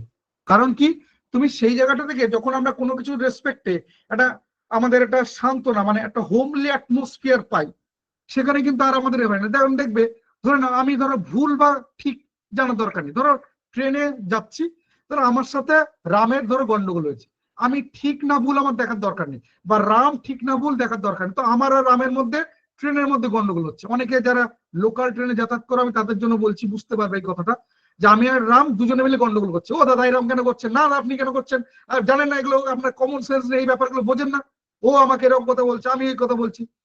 এবার দেখা গেল এর মধ্যে দিয়ে ট্রেনে আরো অনেক প্যাসেঞ্জার রয়েছে, শুধু আমি আর রাম না, অনেকে প্যাসেঞ্জার রয়েছে। এর মধ্যে কিছু প্যাসেঞ্জার আমাকে সাপোর্ট করে দিল, না না উনি তো ঠিকই বলেছেন, আমাকে দিয়ে কেউ কেউ, না উনি তো ঠিকই বলেছেন, আপনি উঠে পরে কেন এরকম করবেন, কেন এগুলো করবেন। এই যে যে আমাকে সাপোর্ট করে দিল না, আমি ঠিক না বলে আমি আবার বলছি, তখন আমার গলার ভয়েস আরো বেড়ে যাবে। ও দাদা এবার কেন এরকম করছেন, আমি এরকম চেঁচিয়ে কথা বলবো। আর ওই লোকটা ঠিক ততটাই ভয়েস কমে যাবে, জান তো ভালো লাগে না, ও ওই এরকম করে চলে যাবে। এই ইমোশনাল অ্যাটাচমেন্ট খুব বাজে জিনিস। অর্থাৎ যেখানে গিয়ে তুমি এরকম একটা সান্ত্বনা পেয়ে যাবে, তুমি সেখানে গিয়ে চুপ করে যাবে, আর তুমি কোন রকম আর সেভাবে করবে না। অর্থাৎ হোমলি অ্যাটমসফিয়ার আমরা খুব বাজে জিনিস। আমাদের সবসময় যেন কম্পিটিটিভ জোনে থাকতে হবে, কমফোর্ট জোনে না। বোঝাতে পারলাম? এই পয়েন্ট জায়গাগুলো খুব গুরুত্বপূর্ণ। আমি আবারও বলছি, এই জায়গাগুলোকে বোঝার চেষ্টা করো। কারণ আমি প্রথমে বললাম এই টাইপের কোনো ক্যাটাগরি নেই, তাহলে তুমি এগুলো বলে বলে এই কাঁদুনি গিয়ে কোনো লাভ নেই। আইদার তুমি সেগুলোকে তৈরি করো, সময় নাও, তারপরে এগিয়ে যাও। নেক্সট আমি তোমাকে 1000 রুল বলবো। 1000 রুল কি সেটা একটু পরে বুঝবে। 1000 আমি এখানে লিখে রাখি। 1000 রুল মানে 1000টা রুল বলবো না, 1000 রুল আমি এটা বলবো কি। আমি আসছি একটু পরে, আমি তোমাদের সাথে আসছি। আমি প্রথম বলবো যে এই ফিল্ডের জন্য প্রাইমারি কন্ডিশন হচ্ছে ধৈর্য। এটাকে তোমাকে ধরতেই হবে। এই ধৈর্য ব্যাপারটা তোমাকে কিন্তু রাখতেই হবে, এর অন্য কোনো বিকল্প নেই, অন্তত আমার অন্তত জানা নেই। এই ধৈর্য তোমাকে রাখতেই হবে, ঠিক আছে? নাম্বার 1। নাম্বার 2, যেটা আমি কি বলবো, রেগুলারিটি লিখি তাহলে, রেগুলারিটি বা কনসিস্টেন্সি। অর্থাৎ ধৈর্য ব্যাপারটা এরকম যে তোমার 2024-এ হয়নি, 2025-এ হবে, 2025-এ হবে না, 2026 হবে। এই বিশ্বাস তোমাকে রাখতে হবে। এমটিএস হয়নি, সিএইচএসএল হবে। গ্রুপ ডি হয়নি, এনটিপিসি হবে। এনটিপিসি হয়নি, ফেজ 13 হবে। ফেজ 13 হয়নি, সিপিও হবে। কোথাও না কোথাও হবে। এই ব্যাপারগুলো তোমাকে বিশ্বাস রাখতে হবে। আবারও বলছি, তোমাকে দাঁত কামড়ে পড়ে থাকতে হবে, এর অন্য কোনো উপায় নেই, অন্য কোনো শর্টকাট নেই। আমি আবারও বলছি, ট্যালেন্টের কথা বলছি না, ট্যালেন্ট অনেক পরে কাজ করে, অনেক পরে। ফার্স্ট যেটা ধৈর্য, অর্থাৎ ধৈর্য রাখার জন্য ট্যালেন্ট দরকার পড়ে না। কারণ ধরে নাও আমার মধ্যে প্রচুর ট্যালেন্ট রয়েছে, আমি ধৈর্য রাখতে পারি না, আমি রেগুলার পড়াশোনা করি না, আমি হার্ড ওয়ার্ক করি না, তাহলে ওই ট্যালেন্টের কোনো দাম নেই। কিন্তু তোমার মধ্যে ট্যালেন্ট নেই কিন্তু বাকি সবকিছু রয়েছে, তাহলে একটা না একটা সময় তুমি আমার থেকে এগিয়ে যাবেই। তাই প্রথম কথা হচ্ছে ধৈর্য, দাঁতে দাঁত কেমড়ে কামড়ে পড়ে থাকো। 2 নম্বর বললাম যেটা রেগুলারিটি, রেগুলার তোমাকে মেনটেন করতে হবে। আমি টাইমিং এর ব্যাপারটা আসছি, একটু পরে আসছি। তৃতীয় যে পয়েন্টটা বলবো যেটা খুব গুরুত্বপূর্ণ, সেটা হচ্ছে হার্ডওয়ার্ক। এই 3টে পয়েন্ট খুব গুরুত্বপূর্ণ। কিন্তু হার্ডওয়ার্ক গাধাও করে, আমাদের সাথে পার্থক্য কোথায়? Smart hard work. আমরা স্মার্টনেস জানি, গাধা স্মার্টনেস জানে না। গাধার পিঠে কিছু চাপিয়ে দিলেও নিয়ে চলে যাবে, কি নিচ্ছি কতদূর যাচ্ছি ওর কাছেও ম্যাটার করে না। আমাদের কাছে ম্যাটার করবে, কারণ আমরা ওয়েটেজ জানি, যে আমরা জেনে গেছি ইংলিশের, আমি যদি দেখি স্টাফ সিলেকশন কমিশন তাহলে আমাকে ইংলিশ গুরুত্ব দিতে হবে, আমি রেল দেখি তাহলে আমাকে সায়েন্স গুরুত্ব দিতে হচ্ছে। তার মানে আবার আমি যদি দেখি এই দুটো পরীক্ষার মধ্যে ইকোনমিক্স তুলনামূলক কম গুরুত্বপূর্ণ, তার মানে এই না যে ইকোনমিক্স আমি বাদ দিয়ে দেবো। ইকোনমিক্সে কিন্তু কোশ্চেন আসবে, হয়তো একটা বা দুটো কোশ্চেন, যে দুটো কোশ্চেন সেই দুটো কোশ্চেন অনেক সহজ কোশ্চেন, অনেক সহজ, খুব বেসিক জায়গাতে কোশ্চেন করেছে, আর তুমি কি করেছো, ইকোনমিক্সটাকে বাদ দিয়ে দিয়েছো। তাই তোমার আর স্মার্ট হার্ডওয়ার্ক করা হলো না, তুমি গাধার মতো পরিশ্রম করেছো। কি করেছো, প্রচুর দিকে গাতিয়ে পড়েছো, ইকোনমিক্স এর দুটো কোশ্চেন বাদ দিয়ে দিয়েছো, পলিটি থেকে দুটো কোশ্চেন বাদ দিয়ে দিয়েছো। মানে আগেই যে তোমার যে পরীক্ষা ছিল 100 নম্বরের, তুমি এই বাদ দিয়ে দিয়ে তুমি পরীক্ষা দিচ্ছ 90 নম্বরের অ্যাকচুয়ালি। আর কাট অফ কত আসবে, আমি রেলে বলি প্রায় 88 কাট অফ আসবে। তাহলে যার 188 পেতে হবে আর তোমাকে 90-এর মধ্যে 88 পেতে হবে, তাহলে তুমি প্রথমেই এলিমিনেট হয়ে গেলে, প্রথমে তুমি বাদ চলে গেলে। তাই আবারও বলছি, এই দুটো পয়েন্ট মাথায় রাখো। নাম্বার ওয়ান, যে এক্সাম হলে ঢোকার আগে পর্যন্ত তুমি কোনো কিছু বাদ দিতে পারবে না। এক্সাম হলে ঢোকার আগে পর্যন্ত তুমি কোনো কিছু বাদ দিতে পারবে না। আর নাম্বার টু, এক্সাম হলে ঢোকার পর তুমি সব কোশ্চেন আনসার করবে না। জেনে রেখো, আমাদের কখনো 100% কাট অফ যাবে না, যে 100-100 কাট অফ, এটা কখনো হবে না। বোঝাতে পারলাম? তাই এই দুটো পয়েন্ট একটু কিন্তু মাথায় রাখতে হবে আমাদেরকে, একটু ভালো করে একটু মাথায় রাখতে হবে। আমাকে 1 মিনিট সময় দেবে, আমি তাহলে ক্লাসগুলোকে একটু চালু করে দেবো, যদি তোমরা আমাকে একটু পারমিশন দাও। আমি 1 মিনিট সময় নিচ্ছি, ঠিক 1 মিনিট সময় নেব, ঠিক 1 মিনিট সময় নেব।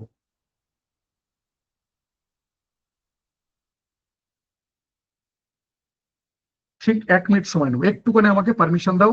9টা বাজতে গেলে, আমি আগেই বলেছিলাম যে আমাকে একটু পারমিশন দাও। আমি দুটো ক্লাস রয়েছে, দুটো ক্লাসে অন করে আমি আবার তোমাদের সাথে আসছি। 1 মিনিট আমাকে একটু টাইম দাও।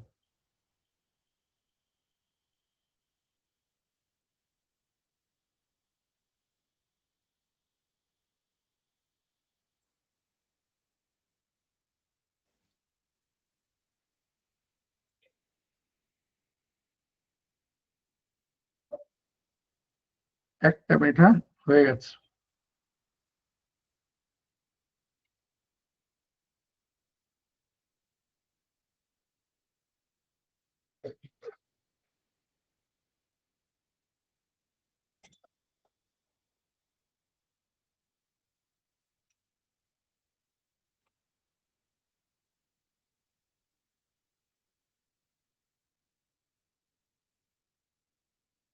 একটা মিনিট।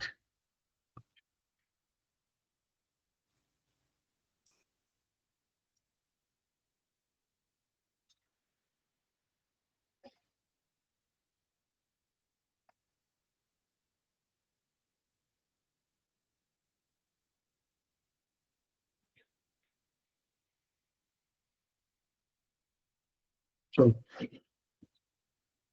চলো, তাহলে যেখানটা ছিলাম, যে স্মার্ট হার্ডওয়ার্ক, মানে এই তিনটে পয়েন্ট খুব গুরুত্বপূর্ণ। এবার দেখো যে ব্যাপারটা আমাদেরকে দাঁড়াচ্ছে, আমরা যে তিনটে পয়েন্ট বললাম না, এই তিনটে পয়েন্ট ধরো আমি আজকে প্রচুর তোমাকে মোটিভেট করলাম, প্রচুর কনফিডেন্স দিলাম, আমি প্রচুর এনার্জি তোমার মধ্যে চ্যানেলাইজ করলাম, তোমার মধ্যে একটা গদগদ ব্যাপার চলে আসবে। অর্থাৎ তোমার মনে হবে না, এবার পড়তে বসে এবার কিছু করি, এবারে আমাকে কিছু করতে হবে, আমি আমার দ্বারা সম্ভব, আমি করতে পারবো, এরকম একটা ব্যাপার চলে আসবে। কিন্তু এই এই ব্যাপারটা খুব বেশি দিন তোমার মধ্যে কাজ করবে না। অর্থাৎ আমার এই মোটিভেশন কারোর কাছে 3 দিন, কারো বা 5 দিন, কারো বা 1 সপ্তাহ, কারো বা 10 দিন, ব্যাস। তারপর আবার যেখানে ছিলে সেখানে পুনর্মূষিক ভাবো, যেখানে ছিলে সেখানে চলে আসবে। তাহলে এটা কিন্তু একটা সেলফ কনফিডেন্সের জায়গায় নিয়ে আসতে হবে, যতক্ষণ না আসছে ততক্ষণ কিন্তু হবে না। এবার এর জন্য তো আমাদের এই যে এই ধৈর্য, এটা রাখার জন্য আমার এনার্জি দরকার, রেগুলারিটি, স্মার্ট হার্ডওয়ার্ক, এগুলোর জন্য তো আমার এনার্জি দরকার। সেই এনার্জি পাবে কি করে? তাহলে আমাদেরকে আরেকটু পেছনে যেতে হবে, আরেকটু ব্যাকগ্রাউন্ডে যেতে হবে। মনে রাখবে, আমাদের প্রথম যে কাজটা করে সেটা খুব গুরুত্বপূর্ণ, সেটা হচ্ছে প্যাশন। প্যাশন, অর্থাৎ এই ব্যাপারটাকে ভালো করে বোঝার চেষ্টা করো। প্যাশন ব্যাপারটা কি? প্যাশন ব্যাপারটা হচ্ছে এইরকম সামথিং, যে তুমি আদত এইরকম কোনো কিছু ভাবো না, বা ধরে নাও যে তুমি হয়তো টিচিং প্রফেশনে যাওয়ার চেষ্টা করছো, কিন্তু টিচিং প্রফেশনে সেভাবে কিছু পাচ্ছ না, কিছু করতে পারছো না, বা সেভাবে চাকরির পরীক্ষা হচ্ছে না, তাই তুমি এদিকে এসছো। তাহলে এই জায়গাটার মধ্যে কিন্তু তোমার সেই ভালোবাসাটা নেই, ভালোবাসা অ্যাকচুয়ালি রয়েছে টিচিং জবের মধ্যে। আবার উল্টো দিকে ধরো তুমি এসএসসিজিডি খুব ভালো পছন্দ করো, মানে এসএসসিজিডি বলতে এই যে যে বর্ডারের যে যে পরীক্ষাগুলো বা যা কিছু হয়, মানে ওই রকম টাইপের যে গাড়ি, যে ওই ড্রেস তোমাকে ভীষণভাবে টানে, ভীষণভাবে আকর্ষণ করে, এরকম অনেকে রয়েছে। আমার ভালো লাগে না, তো আমি ওগুলোকে দেখিও না এইভাবে। আমার আর 5টা প্রফেশনের মধ্যেই মনে হয় ওটা একটা, কিন্তু অনেকের কাছে এটা একটা অন্যরকম প্রফেশন। তো এই প্যাশনের জায়গাটা খুব গুরুত্বপূর্ণ। দেখে নাও তোমার মধ্যে প্যাশনের জায়গাটা আছে কিনা। কেউ কেউ স্টেনোগ্রাফিতে অনেক বেশি খুব ভালো করে পারফর্ম করে, বা সেগুলো নিয়ে কিছু চিন্তা ভাবনা করে, তাহলে তাদের কাছে স্টেনোগ্রাফি বা এই রিলেটেড যে পরীক্ষাগুলো, তাদের একটা কিন্তু প্যাশনের জায়গা, যে আমি যদি এখানে একটা চাকরি পেতাম, আমি নিজের একটা কিছু দেখাতে পারতাম। আমি স্টেনোগ্রাফি শিখিনি, আমি ওর সম্পর্কে কোনো আইডিয়া নেই, তা আমারও ভালো লাগবে না, আমি কোনো কিছু জানি না। প্যাশন ব্যাপারটা কিন্তু অনেকটা জিনগত বা জন্মগত। তুমি যে পরিবেশে বড় হয়েছো, তোমার সারাউন্ডিংস, তোমার অ্যাটমসফিয়ার, তোমার ফ্যামিলি, তোমার স্কুল কলেজ, তোমার বন্ধু বান্ধব, এখান থেকে তৈরি হচ্ছে। মানে ব্যাপারটা অনেকটা এরকম, ধরো আমার বাড়িতে আমার বাবা বা মা দুজনে ধরো গানের জগতে। আমি সকালবেলা ঘুম থেকে উঠে দেখছি ভোর 5টার সময় মা ওদিকে গান রেওয়াজ করছেন, বাবা ওদিকে গানের রেওয়াজ করছেন। তো অটোমেটিক আমার মধ্যে এইরকম একটা ব্যাপার তৈরি হবে অটোমেটিক। আমাকে আলাদা করে বলার দরকার পড়বে না, কিংবা কেউ এসে বলবে না ঠিক আছে তোর জন্য একটা গানের টিচার রেখে দিচ্ছি, সে এসে তোকে পড়াবে, কিছু দরকার পড়বে না। আমি সকালবেলা ঘুম থেকে উঠে মায়ের পাশে গিয়ে বসছি, বাবার পাশে গিয়ে বসছি, অটোমেটিক আমার মধ্যে তৈরি হবে। তাই এই ব্যাপারটা হচ্ছে সেরকম। অর্থাৎ তুমি এই জায়গাটা তুমি খেয়াল করে দেখো, যে আজকের ক্লাসে তুমি কেন এসছো? মোবাইলের ডেটা শেষ হচ্ছে না বলে, রিলস দেখতে ভালো লাগছে না বলে, অন্য কোনো বন্ধুর সাথে আর কি আড্ডা মারতে ভালো লাগছে না বলে, বাবা মা জোর করে পাঠিয়েছে? না, নিজের জন্য। নিজের জন্য বলতে কি কি, নিজের একটা ফিনান্সিয়াল ফ্রিডম দরকার, নিজের একটা আইডেন্টিটি দরকার, নিজের একটা ডেজিগনেশন দরকার, নিজের একটা হায়ারার্কি দরকার, ওভারঅল নিজের একটা পজিশন দরকার। এই জন্য কি তুমি এসছো? যদি এর উত্তর হ্যাঁ হয়, তাহলে বুঝবো যে এর মধ্যে তোমার প্যাশন লুকিয়ে রয়েছে, আদারওয়াইজ কিন্তু নেই। নাম্বার 2 যেটা বলবো খুব পাওয়ারফুল ওয়ার্ড, সেটা হচ্ছে আমাদের ডেডিকেশন। ডেডিকেশন খুব পাওয়ারফুল ওয়ার্ড, ডেডিকেশন বা ডিটারমিনেশন খুব পাওয়ারফুল ওয়ার্ড। মানে এর উপরে কিন্তু আমাদের সবকিছু ডিপেন্ড করছে। এই ডেডিকেশন খুব পাওয়ারফুল ওয়ার্ড, মানে এই ডেডিকেশন যদি অ্যাক্টিভলি কাজ করে, তাহলে আমার মধ্যে ইয়েস নো এর ডেফিনেশন পাল্টে যাবে। কোথায় ইয়েস বলতে হবে আর কোথায় নো বলতে হবে, এর জন্য আমাকে বই পড়তে হবে না, বা আরো অন্য কারোর জ্ঞান আমাকে শোনার দরকার পড়বে না, আমি নিজে থেকে ঠিক করতে পারবো। ডেডিকেশন এমন একটা জিনিস।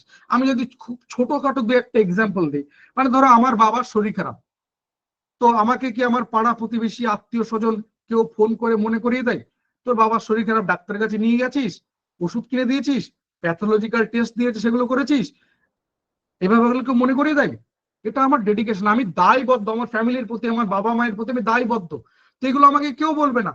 কালকে ধরে নিচ্ছি যে হয়তো কালকে বাবাকে ডাক্তারের কাছে নিয়ে যাওয়ার জন্য আমাকে হয়তো অফিস কামাই করতে হবে, তার জন্য আমি কখনো বলবো না, বা বাবা সুস্থ হওয়ার পর বলবো না তোমার জন্য কিন্তু আমার একদিন অফিস কামাই হয়েছে, তোমার জন্য আমার একদিন স্যালারি কেটে নিয়েছে, কখনো বলবো? এটাকে বলছি ডেডিকেশন। অর্থাৎ যার জন্য তুমি যে কোনো কিছু করতে পারো, তুমি যে কোনো রকমের স্যাক্রিফাইস করতে পারো, যে কোনো রকমের কম্প্রোমাইজ করতে পারো, সেটাকে বলছি ডেডিকেশন। যদি ডেডিকেশন মানে এই প্যাশন এবং ডেডিকেশন যদি ঠিকঠাক কাজ করে, যদি এই পার্টটা তোমার মধ্যে ঠিকঠাক কাজ করে, যদি তোমার ইয়েস নো এর ডেফিনেশন ঠিকঠাক হয়, তাহলে তুমি এখান থেকে অনবরত এনার্জি পাবে। এখান থেকে তুমি আনকন্ডিশনাল এনার্জি পাবে, যেগুলো তোমাকে প্রতি মুহূর্তে এই শর্তগুলোকে বাঁচিয়ে রাখতে সাহায্য করবে। তোমার প্রতিদিন মনে হবে আমি হার্ড ওয়ার্ক করবো, আমি রেগুলারিটি মেনটেন করবো, ধৈর্য রাখতে পারবো। 2024 হয়নি তো কি হয়েছে, 2025 হবে। 2025 হয়নি তো কি হয়েছে, 2026 হবে। কেউ কেউ তো 2019-এও রেলের পরীক্ষা দিয়েছিল, এরকম অনেকে রয়েছে। তারা আবারও 2025-এ যে 24-এ ফর্ম ফিল আপ করেছে, 25-এ পরীক্ষায় বসছে। তাহলে তাই এটাকে ভাবার দরকার নেই যে কতটা কি হলো, কারণ মনে রেখো যে বয়স বা আদার্স যা কিছু, এটা ডিপেন্ড করছে তোমার উপর, তুমি কিভাবে দেখছো। অন্য কেউ তোমাকে যে ঠিক করে দেয় তোমার যদি চলা, তোমার মানে চয়েস, তাহলে জেনে রেখো তুমি আর তুমি নেই, তুমি অন্য কারো হয়ে গেছো। তো এই ব্যাপারটা, এটা যদি ঠিকঠাক কাজ করে, তাহলে তুমি এখান থেকে আনকন্ডিশনাল এনার্জি পাবে, এই ধৈর্য, রেগুলারিটি এবং স্মার্ট হার্ডওয়ার্ক এগুলোকে ঠিকঠাক রাখতে।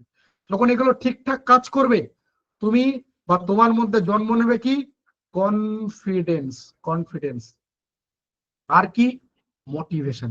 এই যে তোমাকে বাইরে থেকে মোটিভেট করতে হচ্ছিল না, বা তোমাকে কনফিডেন্স জোগাতে হচ্ছিল, সেই ব্যাপারটার দরকার পড়বে না। একটা সময় গিয়ে আমার মতো কাউকে তোমার দরকার পড়বে না, তুমি অটোমেটিক তুমি ঠিক করতে পারবে। মানে যাদের মধ্যে এই জায়গাটা নেই, খেয়াল করে দেখো, যাদের মধ্যে নেই আর যাদের মধ্যে আছে, এই দুটো ক্যাটাগরি। যাদের মধ্যে নেই তারা জানে না আগামী দিনে আমি কিভাবে হাঁটবো, কোন দিকে হাঁটবো, কোন দিকে যাওয়া উচিত। ইভেন সে আগামী কালটা দেখতে পায় না, পুরোটা ধোঁয়াশা। আর যাদের কাছে এই কনফিডেন্স বা মোটিভেশনের জায়গাটা রয়েছে, তারা জানে যে আমি কোন দিকে যেতে পারবো, কি করতে পারবো, কোনটা করা উচিত, কোনটাতে আমাকে শর্টকাট কাজে লাগাতে হবে, কোথায় আমাকে হার্ডওয়ার্ক করতে হবে। এই ব্যাপারটাকে কিন্তু সে খুব ভালো বুঝবে। তাই মনে রাখো, যতক্ষণ না তোমার মধ্যে কনফিডেন্স আর মোটিভেশন ঠিকঠাক কাজ করছে, ততক্ষণ কিন্তু কোনো কিছু হবে না। যখন এটা ঠিকঠাক কাজ করবে, অটোমেটিক এই ইজ ইকুয়াল টু হচ্ছে সাকসেস। ঠিক শুরুটা হচ্ছে এখান থেকে, শেষ হচ্ছে এখান থেকে। এই জার্নিটা ঠিক এতটা পর্যন্ত। এটা যদি তোমার মনে হয় অনেকগুলো স্টেপ, তাহলে অনেকগুলো। আর তোমার যদি মনে হয় ঠিক জাস্ট এই শুরু হলো আর এই শেষ হলো, ঠিক এতটুকু জার্নি। তুমি দেখে নাও যে তোমার কাছে এই জার্নিটা কেমন টাইপের, তাহলে ঠিক সেই রকম ভাবে তুমি এগুলোকে কিন্তু দেখতে পারবে বা বুঝতে পারবে। বোঝাতে পারলাম? তাহলে এই হচ্ছে আমাদের মূল ব্যাপার। আমি চলে আসি এবার রেগুলারিটির জায়গাটা। রেগুলারিটির জায়গাটা যাওয়ার আগে আমি তোমাকে বলবো, আমি 100 রুলস এর এখানে আসছি, এই 1000 রুলস এর এখানে আসছি।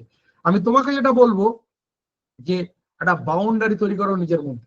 গরুকে আমরা যেরকম বেঁধে রাখি খুঁটো দিয়ে, গরুকে বেঁধে রেখে দিয়ে বলি যা চড়ে বেড়া, কিন্তু এর বাইরে না।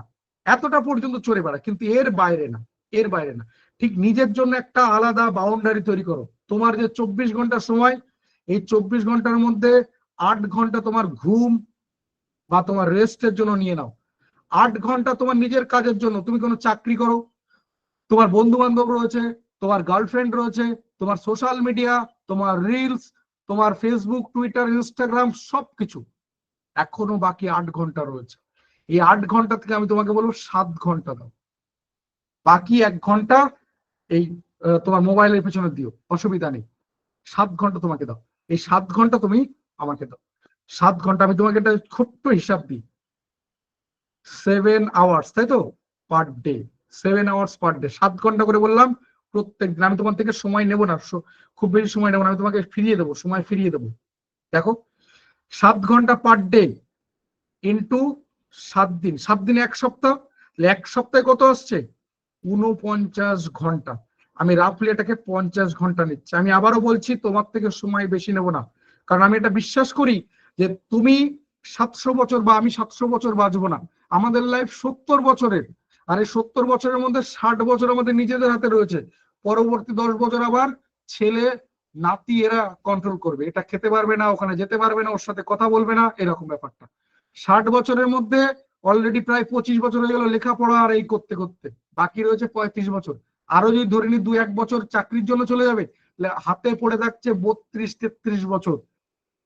লাইফ তো আমাদের বেঁচে থাকার জন্য, এনজয় করার জন্য, তাই না? আর তাই আমি বলবো, তুমি সবকিছু লাইফে রাখো। তোমার গার্লফ্রেন্ড, তোমার বন্ধু বান্ধব, সোশ্যাল মিডিয়া, রিলস, সবকিছু লাইফে রাখো এবং একসঙ্গে সবাইকে প্যারালালি চলো। কিন্তু যেটা বলছি একটু মন দিয়ে শুনবে। এটা কি বললাম? 50 ঘন্টা পার উইক, 1 সপ্তাহে 50 ঘন্টা।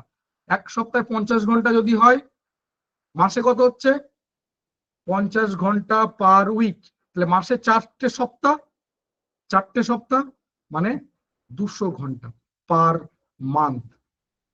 এবার দেখো, আমি এখান থেকে 1 ঘন্টা সময় বেশি নিয়েছিলাম তো। এবার দেখো, আমি এখানে 4 সপ্তাহ নিয়েছি। 1 সপ্তাহে 7 দিন, 4 সপ্তাহ, 4 সাথে 28 দিন। মাস তো আর 28 দিনে না, তাহলে মাস গড়ে 30-31 দিনে। আমি তোমাকে 2 দিন ছেড়ে দিলাম। আমি এখান থেকে সপ্তাহে 1 ঘন্টা করে 4 ঘন্টা এক্সট্রা নিয়েছি। সপ্তাহে 1 ঘন্টা করে 4 সপ্তাহে 4 ঘন্টা এক্সট্রা নিয়েছি। আমি তোমাকে পুরো 2 দিন 48 ঘন্টা ছেড়ে দিলাম।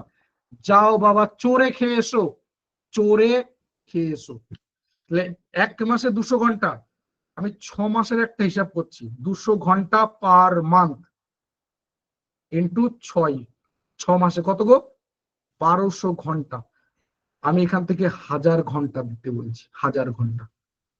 তাহলে 200 ঘন্টা 6 মাসে বাদ দিয়ে দিচ্ছি। 200 ঘন্টা 6 মাস, দেখো তো কত হচ্ছে? 3-6 18, 20, আরো 3-6 মানে মোটামুটি 33 ঘন্টা প্রতি মাসে। 33 ঘন্টা প্রতি মাসে মানে মাসে প্রত্যেক দিন আরো 1 ঘন্টা। মানে আমি 7 ঘন্টাতে শুরু করেছিলাম পার ডে, আলটিমেট কত দাঁড়ালো? 6 ঘন্টা। আলটিমেট কত দাঁড়ালো? 6 ঘন্টা। কিন্তু তুমি 7 ঘন্টা হিসেবে চলবে, কারণ তোমার আহ বিয়ে পড়বে, বন্ধু বান্ধবের ইয়ে পড়বে, বৌদির কুকুরের জন্মদিন পড়বে, সবকিছু তোমাকে মানতে হবে। তাই তুমি 7 ঘন্টা পার ডে হিসেবে চলবে। কিন্তু ফলো করবে 1000 ঘন্টা। আমি বলবো তোমাকে 1000 দিন, 1000 দিন টাইম দাও। 1000 দিন মানে মোটামুটি 3 বছর, মোটামুটি প্রায় 3 বছর।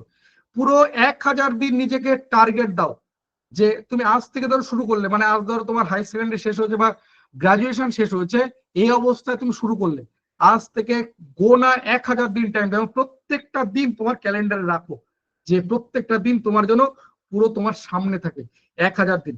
আর এই 1000 ঘন্টা, 1000 ঘন্টা প্রত্যেক 6 মাসে, প্রত্যেক 6 মাসে ইভালুয়েট করো। এইটাকে আমি বলছি 1000 রুলস। এই 1000 রুলস কে ফলো করে দেখো তুমি কোথায় পৌঁছাতে পারো। এই যে আমি এখানে যেগুলো একটু আগে যেটা বললাম, যে এই যে যে বাউন্ডারি বা গন্ডি, এই যেটা বললাম না, এই গন্ডি যেটা বললাম, এই 7 ঘন্টার বাউন্ডারি, এই 7 ঘন্টার বাউন্ডারিতে তুমি কাউকে নেবে না। অর্থাৎ যখন তুমি এই গন্ডির মধ্যে ঢুকবে, জুতো খুলে ঢুকবে, ওখানে তুমি তোমার মোবাইল ফোনটাকে পর্যন্ত নেবে না, ইভেন তোমার মা বাবাকেও না, গার্লফ্রেন্ড বন্ধু বান্ধব সবকিছু দূরে। এই 7 ঘন্টা একান্তই তোমার। ঠিক আছে? এবার অনেকে আছে পড়তে পারে না, একটা না 1 ঘন্টাও পড়তে পারে না। আমি তাদের জন্য বলবো যে কিভাবে তুমি পড়তে পারবে বা কিভাবে পড়া উচিত। মানে তুমিও পড়তে পারো, তুমি যে মানুষটা যে 1 ঘন্টা পড়তে পারে না, সেও 6-7 ঘন্টা পড়তে পারবে, তার উপায় আছে, এবং সেগুলো পুরোপুরি কাজ করে। আমাকে একটু সময় দেবে, আমি এগুলো বলবো। আজ আর আমি যাচ্ছি না, কারণ অলরেডি প্রায় 1 ঘন্টা 15 মিনিট হতে চলবে। আমি আজ আর এই পাঠে যাচ্ছি না যে কিভাবে পড়বে, পড়ার সময় কোন কোন খাতা ইউজ করবে, মানে খাতাগুলো একটা ভীষণ গুরুত্বপূর্ণ। আমি মোট 4টে খাতার কথা বলবো, 4টে খাতার কথা বলবো, কিভাবে ইউজ করবে এগুলোকে আমি বলবো এক এক করে। শুধু এই জায়গাটা বলতে চাইছি, 7 ঘন্টা যে সময়টা বললাম না, এটা একান্তই তোমার নিজস্ব। আর হতে পারে তুমি ধরো চাকরি করো, তাহলে তুমি ট্রেন জার্নি করো 8 ঘন্টা, ওই 8 ঘন্টাটাকেও কাউন্ট করো। তুমি ধরো অফিসের মধ্যে কোনোভাবে 8 ঘন্টা সময় পাচ্ছ, সেটাকেও কাজে লাগাও। বোঝাতে পারলাম? এইভাবে এ নিয়ে বিশ্বাস করো, তোমার কেউ লজিক শুনবে না। আমার প্রচুর খাটনি করতে হয়, অফিসে প্রচুর প্রেশার। কাকে গল্প দিচ্ছ বাবা? কাকে গল্প দিচ্ছ? কে শুনবে তোমার গল্প? আমার বাবা নেই, মা নেই, আমি খুব গরিব, কে শুনবে তোমার গল্প? তো কি হয়েছে, কার কি? তুমি গরিব হও আর তোমার বাবা নেই, তাতে কার কি এসে যায়? কথা খারাপ বলছি? বাস্তব কথা শুনতে শেখো, কানকে এই এই এটা দাও যে কানকে শোনাতে শেখো। কারণ এ তোমার কাছে কেউ শুনবে না। তুমি যদি বলো আমি ম্যাথ জানি না, আমি রিজনিং জানি না, কে শুনবে? তার জন্য পরিশ্রম করো। আবারও বলছি, এটা হাতি ঘোড়া বাঘ সিংহ কোনো কিছু না। তুমি যদি ভাবতে পারো আমি পারবো, তাহলে তুমি করতে পারবে। আর তোমার যদি মনে হয় এটা একটা বাঘ সিংহ, এটা দিয়ে সম্ভব না, একে আমি উদ্ধার করতে পারবো না, বেরিয়ে চলে যাও। এটা তোমার জন্য না। আবারও বলছি, সবার জন্য সবকিছু না। এটা বুঝতে শেখো কোনটা আমার জন্য, কোনটা আমার জন্য না। এটা তোমার জন্য না, সিম্পলি বেরিয়ে যাও, স্কিপ করো, টাটা বাই বাই বলে দাও, অন্য কিছু চিন্তা ভাবনা করো। বোঝাতে পারলাম? একটু আমাকে জানাও যে এই পর্যন্ত সবার ক্লিয়ার হলো কিনা, আমি তাহলে নেক্সট পার্টে চলে আসবো, বা করতে পারবে কিনা একটু আমাকে জানাও। আমাকে এটাও জানাও যে এটা কি তোমাদের সাথে ম্যাচ করলো। আমাকে এটাও জানাও যে আমি কি তোমাদের সত্যি সময় নষ্ট করলাম। এতক্ষণ রিজনিং এর ক্লাস বলে আমি এখনো পর্যন্ত রিজনিং শুরু করিনি। সত্যি কি তোমাদেরকে টাচ করতে পেরেছি? সত্যি কি তোমাদেরকে টাচ করতে পেরেছি? 1000 রুল বুঝতে পেরেছো? 1000 রুল, যে 1000 যে নিয়মের কথা বললাম, এটা কি ক্লিয়ার? তুমি কি মেনে চলতে পারবে? দেখো ব্যাপারটা। আবার বলছি, তুমি একদিনে কিচ্ছু করতে পারবে না, কিন্তু 1 দিন 2 দিন 3 দিন করে এটা একসময় 100 দিনে দাঁড়াবে, এটা একসময় 200 দিন 500 দিন দাঁড়াবে, ঠিক করতে পারবে। শুধু কম্পিটিটিভের জন্য 1000 দিন বরাদ্দ করো তোমার লাইফ থেকে, 1000 দিন দিয়ে দাও কম্পিটিটিভের জন্য। আমার একটা চাকরি পাওয়া দরকার, মনে রেখো চাকরিটা ব্যাপারটা এইভাবে ভাবো, এইভাবে ভাবো, এইভাবে লেখো যে আমার একটা ফিনান্সিয়াল ফ্রিডম দরকার, আমার একটা আইডেন্টিটি দরকার, আমার একটা হায়ারার্কি দরকার, আমার একটা ডেজিগনেশন দরকার, আমার একটা পরিচিতি দরকার, আমার একটা নিজস্বতা দরকার। এটা তোমার চাইতো?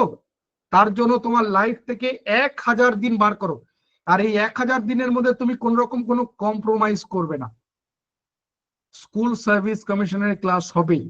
যাদের স্কুল সার্ভিস কমিশনে কোনো সাবজেক্ট বা কিছু রয়েছে, আমাকে সাবজেক্ট লিখে মেসেজ করো, যে এসএলএসটি বাংলা, এসএলএসটি এডুকেশন, এরকম ভাবে আমাকে মেসেজ করো এই লিখে, বা আপার প্রাইমারি টেট হলে মেসেজ করো। আমি এই নিয়ে এখানে কোনো কথা বলবো না, স্কুল সার্ভিস কমিশন নিয়ে কোনো কথা বলবো না। অলরেডি মেসেজ করলে তোমার কাছে দেখো মেসেজে রিপ্লাই গেছে, আর যদি না যায় আরো একবার মেসেজ করে রাখো। হ্যাঁ সেটাই বলছি, যদি মেসেজ, তুমি যদি মেসেজ করেছো তো তোমার কাছে রিপ্লাই গেছে, আর যদি না যায় তাহলে আমাকে আর একবার মেসেজ করে রাখো, আর একবার মেসেজ করে রাখো। চলো তাহলে আমি রিজনিং এর মধ্যে যাই। আবারও বলছি যে আমি যা কিছু বললাম না, তোমার মধ্যে খুব বেশি 3-4 দিন, 5 দিন, 1 সপ্তাহ, 10 দিন কাজ করবে, তারপরে আর কাজ করবে না। দায়িত্ব তোমার যে তুমি কতদিন আমাকে রেখে দিতে পারছো, এ দায়িত্ব তোমার। আমি নেক্সট পার্টে চলে গেলাম রিজনিং এর মধ্যে। তার আগে খুব ছোট্ট করে বলে দিই আমি কে, এতক্ষণ পর্যন্ত আমার নামটা পর্যন্ত জানো না। আমার নাম রজত ঘোষ। অলরেডি আমার পিএইচডি কমপ্লিট হয়ে গেছে, অর্থাৎ নামের আগেই শৌখিন শব্দটা ডক্টর রয়েছে। বর্তমানে আমি ম্যাকাউটে রয়েছি, MAKAUT, নাম চেনো নিশ্চয়ই বা শুনেছো। বলে দিই, Maulana Abul Kalam Azad university of technology, পরিচিতি একমাত্র আমাদের ওয়েস্ট বেঙ্গল গভর্নমেন্টের টেকনিক্যাল ইউনিভার্সিটি। আরেকটু পরিচয় দিই, তোমার আমার বাড়ির আশেপাশে যে সমস্ত ইঞ্জিনিয়ারিং কলেজ, ম্যানেজমেন্ট কলেজ রয়েছে, ফার্মাসি কলেজ রয়েছে, তাদের অ্যাফিলিয়েশন কে দেয়? একমাত্র ম্যাকাউট দেয়, আমাদের ওয়েস্ট বেঙ্গল একমাত্র ম্যাকাউট।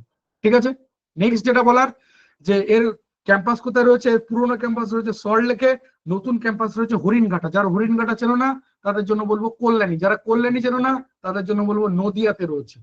ঠিক আছে, এর আগে আমি রাইসে ছিলাম, রাইসে মোটামুটি 6.5 বছরেরও বেশি, 6 বছর 7-8 মাস 9 মাস এরকম কিছু একটা হবে। পরবর্তীতে অনলাইন প্ল্যাটফর্ম আনএকাডেমিতে 4 বছরেরও বেশি সময়, 4 বছর 1 মাস 2 মাস 3 মাস এরকম কিছু একটা হবে।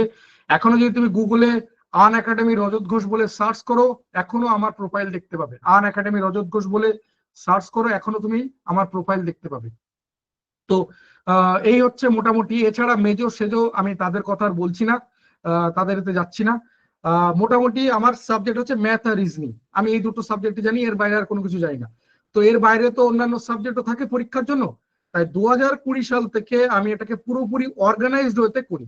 মানে আমি শুধু ম্যাথ আর রিজনিং জানি, ঠিক আছে, বাকি ইংলিশ তো আমি জানি না। তো ইংলিশ, বাকি বিভিন্ন জিকে সাবজেক্ট বা অন্যান্য যে সমস্ত সাবজেক্ট রয়েছে অন্যান্য পরীক্ষার জন্য, প্রত্যেকটা সাবজেক্টের ক্ষেত্রে আলাদা আলাদা ফ্যাকাল্টি দিয়ে 2020 সাল থেকে অর্গানাইজড হতে শুরু করেছি মাস্টার জি, আর যেখানে তোমরা ক্লাস করছো। আর এই যা কিছু আমি এতক্ষণ ধরে বললাম সবকিছু এখানে লেখা রয়েছে, চাইলে এগুলো দেখে নিতে পারো। আমি এগুলো তোমাদের সাথে নলে শেয়ার করে দেবো, তোমরা একবার দেখে নিও। আমি সোজা রিজনিং এর চলে গেলাম, সোজা রিজনিং এ চলে গেলাম। চলো রিজনিং এর মধ্যে চলে আসি, খুব ছোট্ট করে বলে দিই রিজনিং এর ডেফিনেশন। রিজনিং এর ডেফিনেশন কি একটু ছোট্ট করে বলে দিই। 1 বছর করেছো তাহলে মোটামুটি আমার সাথে পরিচিত আছে, তাই তো? ঠিক আছে, চলো রিজনিং এ চলে আসি। ধরো ব্যাপারটা এরকম, যে ধরো আমি ম্যাথসে খুব ভালো, আমি অঙ্কে খুব ভালো, মানে ভীষণ ভালো, প্রচুর প্র্যাকটিসের মধ্যে রয়েছি, খুব ভালো পারি, প্রচুর জানি। ধরো আমাকে 25টা কোশ্চেন দেওয়া হলো, আর তুমিও বা তোমাকেও এই 25টা কোশ্চেন দেওয়া হলো, কিন্তু তোমার স্টেটাসটা ঠিক উল্টোটা। তুমি একদম ম্যাথ জানো না, কোনো কিছু পারো না, কোনো কিছু জানা নেই, ম্যাথ তুই পারোই না, আবার উল্টে প্র্যাকটিসও নেই, ভয় পাও প্রচুর। আমি ম্যাথে ভালো পারি মানে কি, আমার 25-এর মধ্যে 25 স্কোর হয়ে যেতে পারে। আর খুব ভুল টুল হলো 24-23, তাই না? খুব ভালো পারি বলছে তার জন্য এরকম। আর তুমি একদম পারো না, মানে তোমার স্কোর 0 হয়ে যেতে পারে, বা কোন রকম টেনে টুনি এদিক ওদিক করে 1-2 হয়ে যেতে পারে। রিজনিং এ যদি আসি, রিজনিং এ এবার উল্টোটা, ধরো তুমি খুব ভালো পারো, তোমার মধ্যে প্রচুর রিজনিং এর স্টক রয়েছে, তুমি খুব ভালো পারো, মাস্টারপিস তুমি রিজনিং এ, প্রচুর প্র্যাকটিস রয়েছে। আর আমি ঠিক উল্টোটা, আমি একদম জানি না, প্রথমবার রিজনিং এর নাম শুনছি, আমাকেও 25টা কোশ্চেন দিয়েছে, তোমাকেও 25টা কোশ্চেন দিয়েছে, তো আমি জানি না। আমি যদি কষ্ট করে ধৈর্য ধরে কোশ্চেন গুলো পড়ার চেষ্টা করি, আমি এখান থেকে অন্তত 7-8-9টা কোশ্চেন করতে পারবো। আর তুমি ধরো প্রচুর জানো, তারপরেও তোমার স্কোর 21-22-23-এর মধ্যে আটকে যাবে। অর্থাৎ রিজনিং এ 100 বলে কোনো কিছু হয় না, রিজনিং এ 0 বলে কোনো কিছু হয় না। ম্যাথে 0 হয়, আমি ম্যাথ কিচ্ছু পারি না হয়, আর আমি ম্যাথ খুব ভালো পারি, আমার প্রচুরে রয়েছে হয়, ইংলিশে হয়। কিন্তু রিজনিং এ 0 আর 100 বলে কিছু, তুমি কিছু জানো না তা হয় না, আর তুমি সব জানো হয় না। রিজনিং এ মূলত আমাদের কি কি রয়েছে একটু বলে দিই। আমাদের এই এসএসসি বা রেলের ক্ষেত্রে রিজনিং এ মূলত আমাদের দুটো পার্ট, একটাকে আমরা বলছি ভার্বাল, আর একটাকে আমরা বলছি নন ভার্বাল। নন ভার্বাল দুটো পার্ট রয়েছে মূলত, রিজনিং আমাদের দুটো পার্ট। তো ভার্বাল পার্টের মধ্যে যেটা রয়েছে, সরি, আগে নন ভার্বালটা শেষ করি। নন ভার্বাল পার্টে আমাদের মূলত মোটামুটি 7 থেকে 9টা চ্যাপ্টার রয়েছে, 7 থেকে 9টা চ্যাপ্টার। নন ভার্বাল সোজা না কঠিন, একটু যদি এরকম ভাবে বলি যে আমরা তো 1.5 ঘন্টা যদি ক্লাস করি, 1.5 ঘন্টা ক্লাসে এই চ্যাপ্টারগুলোর মধ্যে এমন কিছু চ্যাপ্টার আছে যে 1.5 ঘন্টা ক্লাসে 2টো বা 3টে চ্যাপ্টারও করা যায়, মানে কোনো রকম প্রেশার না দিয়ে রিল্যাক্সে গায়ে হাওয়া বাতাস লাগিয়ে 1.5 ঘন্টায় 2টো চ্যাপ্টার বা 3টে চ্যাপ্টার পর্যন্ত করা যাবে। তাহলে বুঝতে পারছো নন ভার্বালের জায়গাটা কতটা সোজা। হ্যাঁ, এর মধ্যে একটা দুটো চ্যাপ্টার একটু কিন্তু আছে যেখানে তোমাকে একটু প্রেসার দেবে, একটু বেগ পেতে হবে, কিন্তু বেশিরভাগটা নন ভার্বাল কিন্তু সোজা। নন ভার্বাল থেকে আমি যদি ধরে নিই রিজনিং এ 30টা কোশ্চেন রেসপেক্টে যদি ধরি, তাহলে নন ভার্বাল থেকে ধরে নাও তোমার মোটামুটি 6 থেকে 7টা কোশ্চেন থাকবে, সেটা রেল বা এসএসসি যাই দেখো না কেন। চলে আসি ভার্বাল পার্টে। ভার্বাল পার্টে দুটো পার্ট, একটা হচ্ছে অ্যানালাইটিক্যাল রিজনিং TICL, আর একটা হচ্ছে লজিক্যাল। অ্যানালাইটিক্যাল রিজনিং এ আমাদের যত রকমের শর্টকাট, অর্থাৎ আমরা একটু আগে বলছিলাম রিজনিং এ প্রচুর শর্টকাট হয়, প্রচুরে হয়, কোথায় হয়? ওই অ্যানালাইটিক্যাল রিজনিং এর মধ্যে অ্যাকচুয়ালি শর্টকাট হয়। অ্যানালাইটিক্যাল রিজনিং এর চ্যাপ্টারও সব থেকে বেশি কোশ্চেন ওখান থেকে আসবে, অর্থাৎ 30টা কোশ্চেনের মধ্যে ধরে নাও অন্তত 16 থেকে 18টা কোশ্চেন শুধু এই জায়গা থেকে আসবে, শুধু 16 থেকে 18টা করে বা 15-16টা কোশ্চেন শুধু এখান থেকে আসবে, 15-16টা কোশ্চেন শুধু এখান থেকে আসবে অ্যানালিটিক্যাল রিজনিং। এর মধ্যে চ্যাপ্টারও বেশি, এখানে আমাদের ধরে নাও যে 14 থেকে 16টা চ্যাপ্টার রয়েছে বা এগুলো করতে হবে এখান থেকে। লজিক্যাল রিজনিং এ আমাদের মূলত 4-5টা চ্যাপ্টার রয়েছে, কোশ্চেন ওরকম 3-4টে মতোই আসবে। ঠিক আছে, লজিক্যাল রিজনিং ব্যাপারটা কিন্তু একদম অন্যরকম, অর্থাৎ এখানে তুমি তোমার কমন সেন্স, তোমার জেনারেল নলেজ, তোমার ক্যালকুলেশন তুমি কোনো কিছু কাজে লাগাতে পারবে না। একটা নির্দিষ্ট পথ করা থাকবে, সেই পথেই তোমাকে যেতে হবে। মানে ধরো এই 5টা কন্ডিশনের রেসপেক্টে যদি স্যাটিসফাই করে তবে আমি বলবো ইয়েস, যদি এদের মধ্যে কোন একটা কন্ডিশন স্যাটিসফাই না করে তাহলে আমি বলবো নো। ঠিক আছে, এখানে তোমার নিজস্বতা বলে কোনো কিছু নেই, সেটাই হচ্ছে লজিক্যাল রিজনিং। ক্লিয়ার মোটামুটি? আমি রিজনিং এর কোশ্চেনে চলে গেলাম। এখানে মূলত এসএসসি আর রেলের বিভিন্ন কোশ্চেন, বিভিন্ন প্রিভিয়াস ইয়ারের কোশ্চেন এর মধ্যে রাখা রয়েছে। অনেকগুলো কোশ্চেন, মনে হয় প্রায় 30-35টা কোশ্চেন আমি রেখেছি। সব কোশ্চেন আমি আবারও বলছি, আমাদের যা কিছু হবে ইংলিশ বাংলা দুটো ভাষাতেই হবে, ইংলিশ এবং বাংলা দুটো ভাষাতেই কিন্তু আমাদের কোশ্চেন থাকবে। আমি আজ মোটামুটি সবই বাংলাতেই রেখেছি, ইংলিশ আর আজ আর রাখিনি। বলো, প্রশ্নবোধক স্থানে কি হবে দিয়ে দেখো একটা সিরিজ দেওয়া আছে, সিরিজের পর 3টে কোশ্চেন মার্ক, 3টে কোশ্চেন মার্কে আমরা অপশনও দেখতে পাচ্ছি, 3টে করে লেটারের অপশন রয়েছে। তো বলো, যার যা হচ্ছে একটু আনসার করো। মনে রাখবে এই সিরিজ বলতে আমাদের 2 রকমের হয়, একটু ব্রডলি বললে আমরা 3 রকমের সিরিজ বলবো। একটা হচ্ছে লেটার সিরিজ, একটা নাম্বার সিরিজ, আর একটা অ্যালফা নিউমেরিক সিরিজ। এটা মূলত আমাদের লেটার সিরিজের কোশ্চেন। এটা লেটার সিরিজের আমাদের কন্টিনিউয়াস সিরিজ যেগুলো হয় সেই সিরিজের কোশ্চেন রয়েছে। ঠিক আছে, বাকিদের ক্ষেত্রে একটু আনসার করতে থাকো, আমি এখান থেকে 2-1টা পয়েন্ট একটু সাবধান বাণী দিয়ে দিই। সাবধান বাণী কি কি? নাম্বার 1, যে missing number, number 2 letter series, number 3 number series. এই 3টে চ্যাপ্টার, এই 3টে চ্যাপ্টারকে কখনো তুমি প্রাইমারি প্রেফারেন্স দেবে না। প্রচুর প্র্যাকটিস করবে, যেখানে যা পাবে প্রচুর কোশ্চেন প্র্যাকটিস করবে, প্রচুর ক্লাস করবে, কিন্তু এক্সাম হলে কি সাবধান। ধরো এইরকম টাইপের কোন একটা কোশ্চেন দিল, মিসিং নাম্বার কি নাম্বার সিরিজের কোন একটা কোশ্চেন দিল, তুমি চেষ্টা করলে হয়ে গেল, আনসার মিলে গেল, আনসার পেয়ে গেলে আনসার মার্ক করো, বেরিয়ে যাও।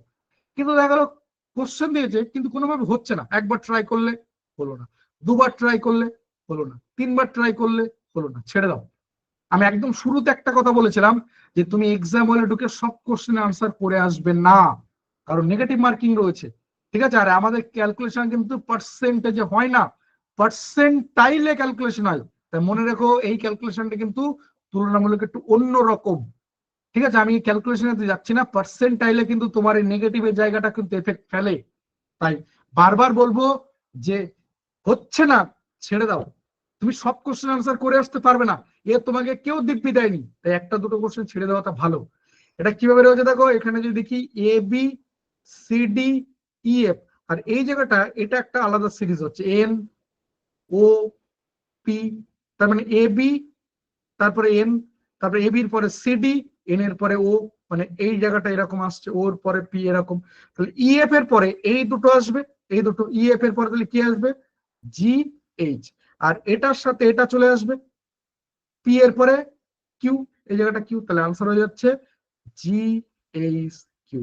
এই তিনটে, অপশন সি রাইট আনসার। প্রচুর রাইট আনসার পেয়ে গেছি, সবাই রাইট আনসার দিয়েছো, option C right answer. Second কোশ্চেনে গেলাম, যাদের হচ্ছে কিন্তু একটু আনসার করো।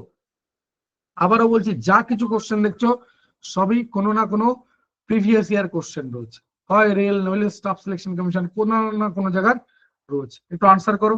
তাহলে আমরা যখন রিজনিং শুরু করলাম তখন কত দাঁড়াচ্ছে, তখন কত দাঁড়াচ্ছে, 68 জন, 68 জন। এটা ভেবে রাখো, সবাই চাকরি পাবে না, এটা মাথায় রেখে চলো, সবাই চাকরি পাবে না, এটা খুব সত্যি কথা, সবাই চাকরি পাবে না। তো রিজনিং এর ক্লাস কন্টিনিউ চলছে, আমি এই পার্টটাকে একটু আলাদা করে দিচ্ছি।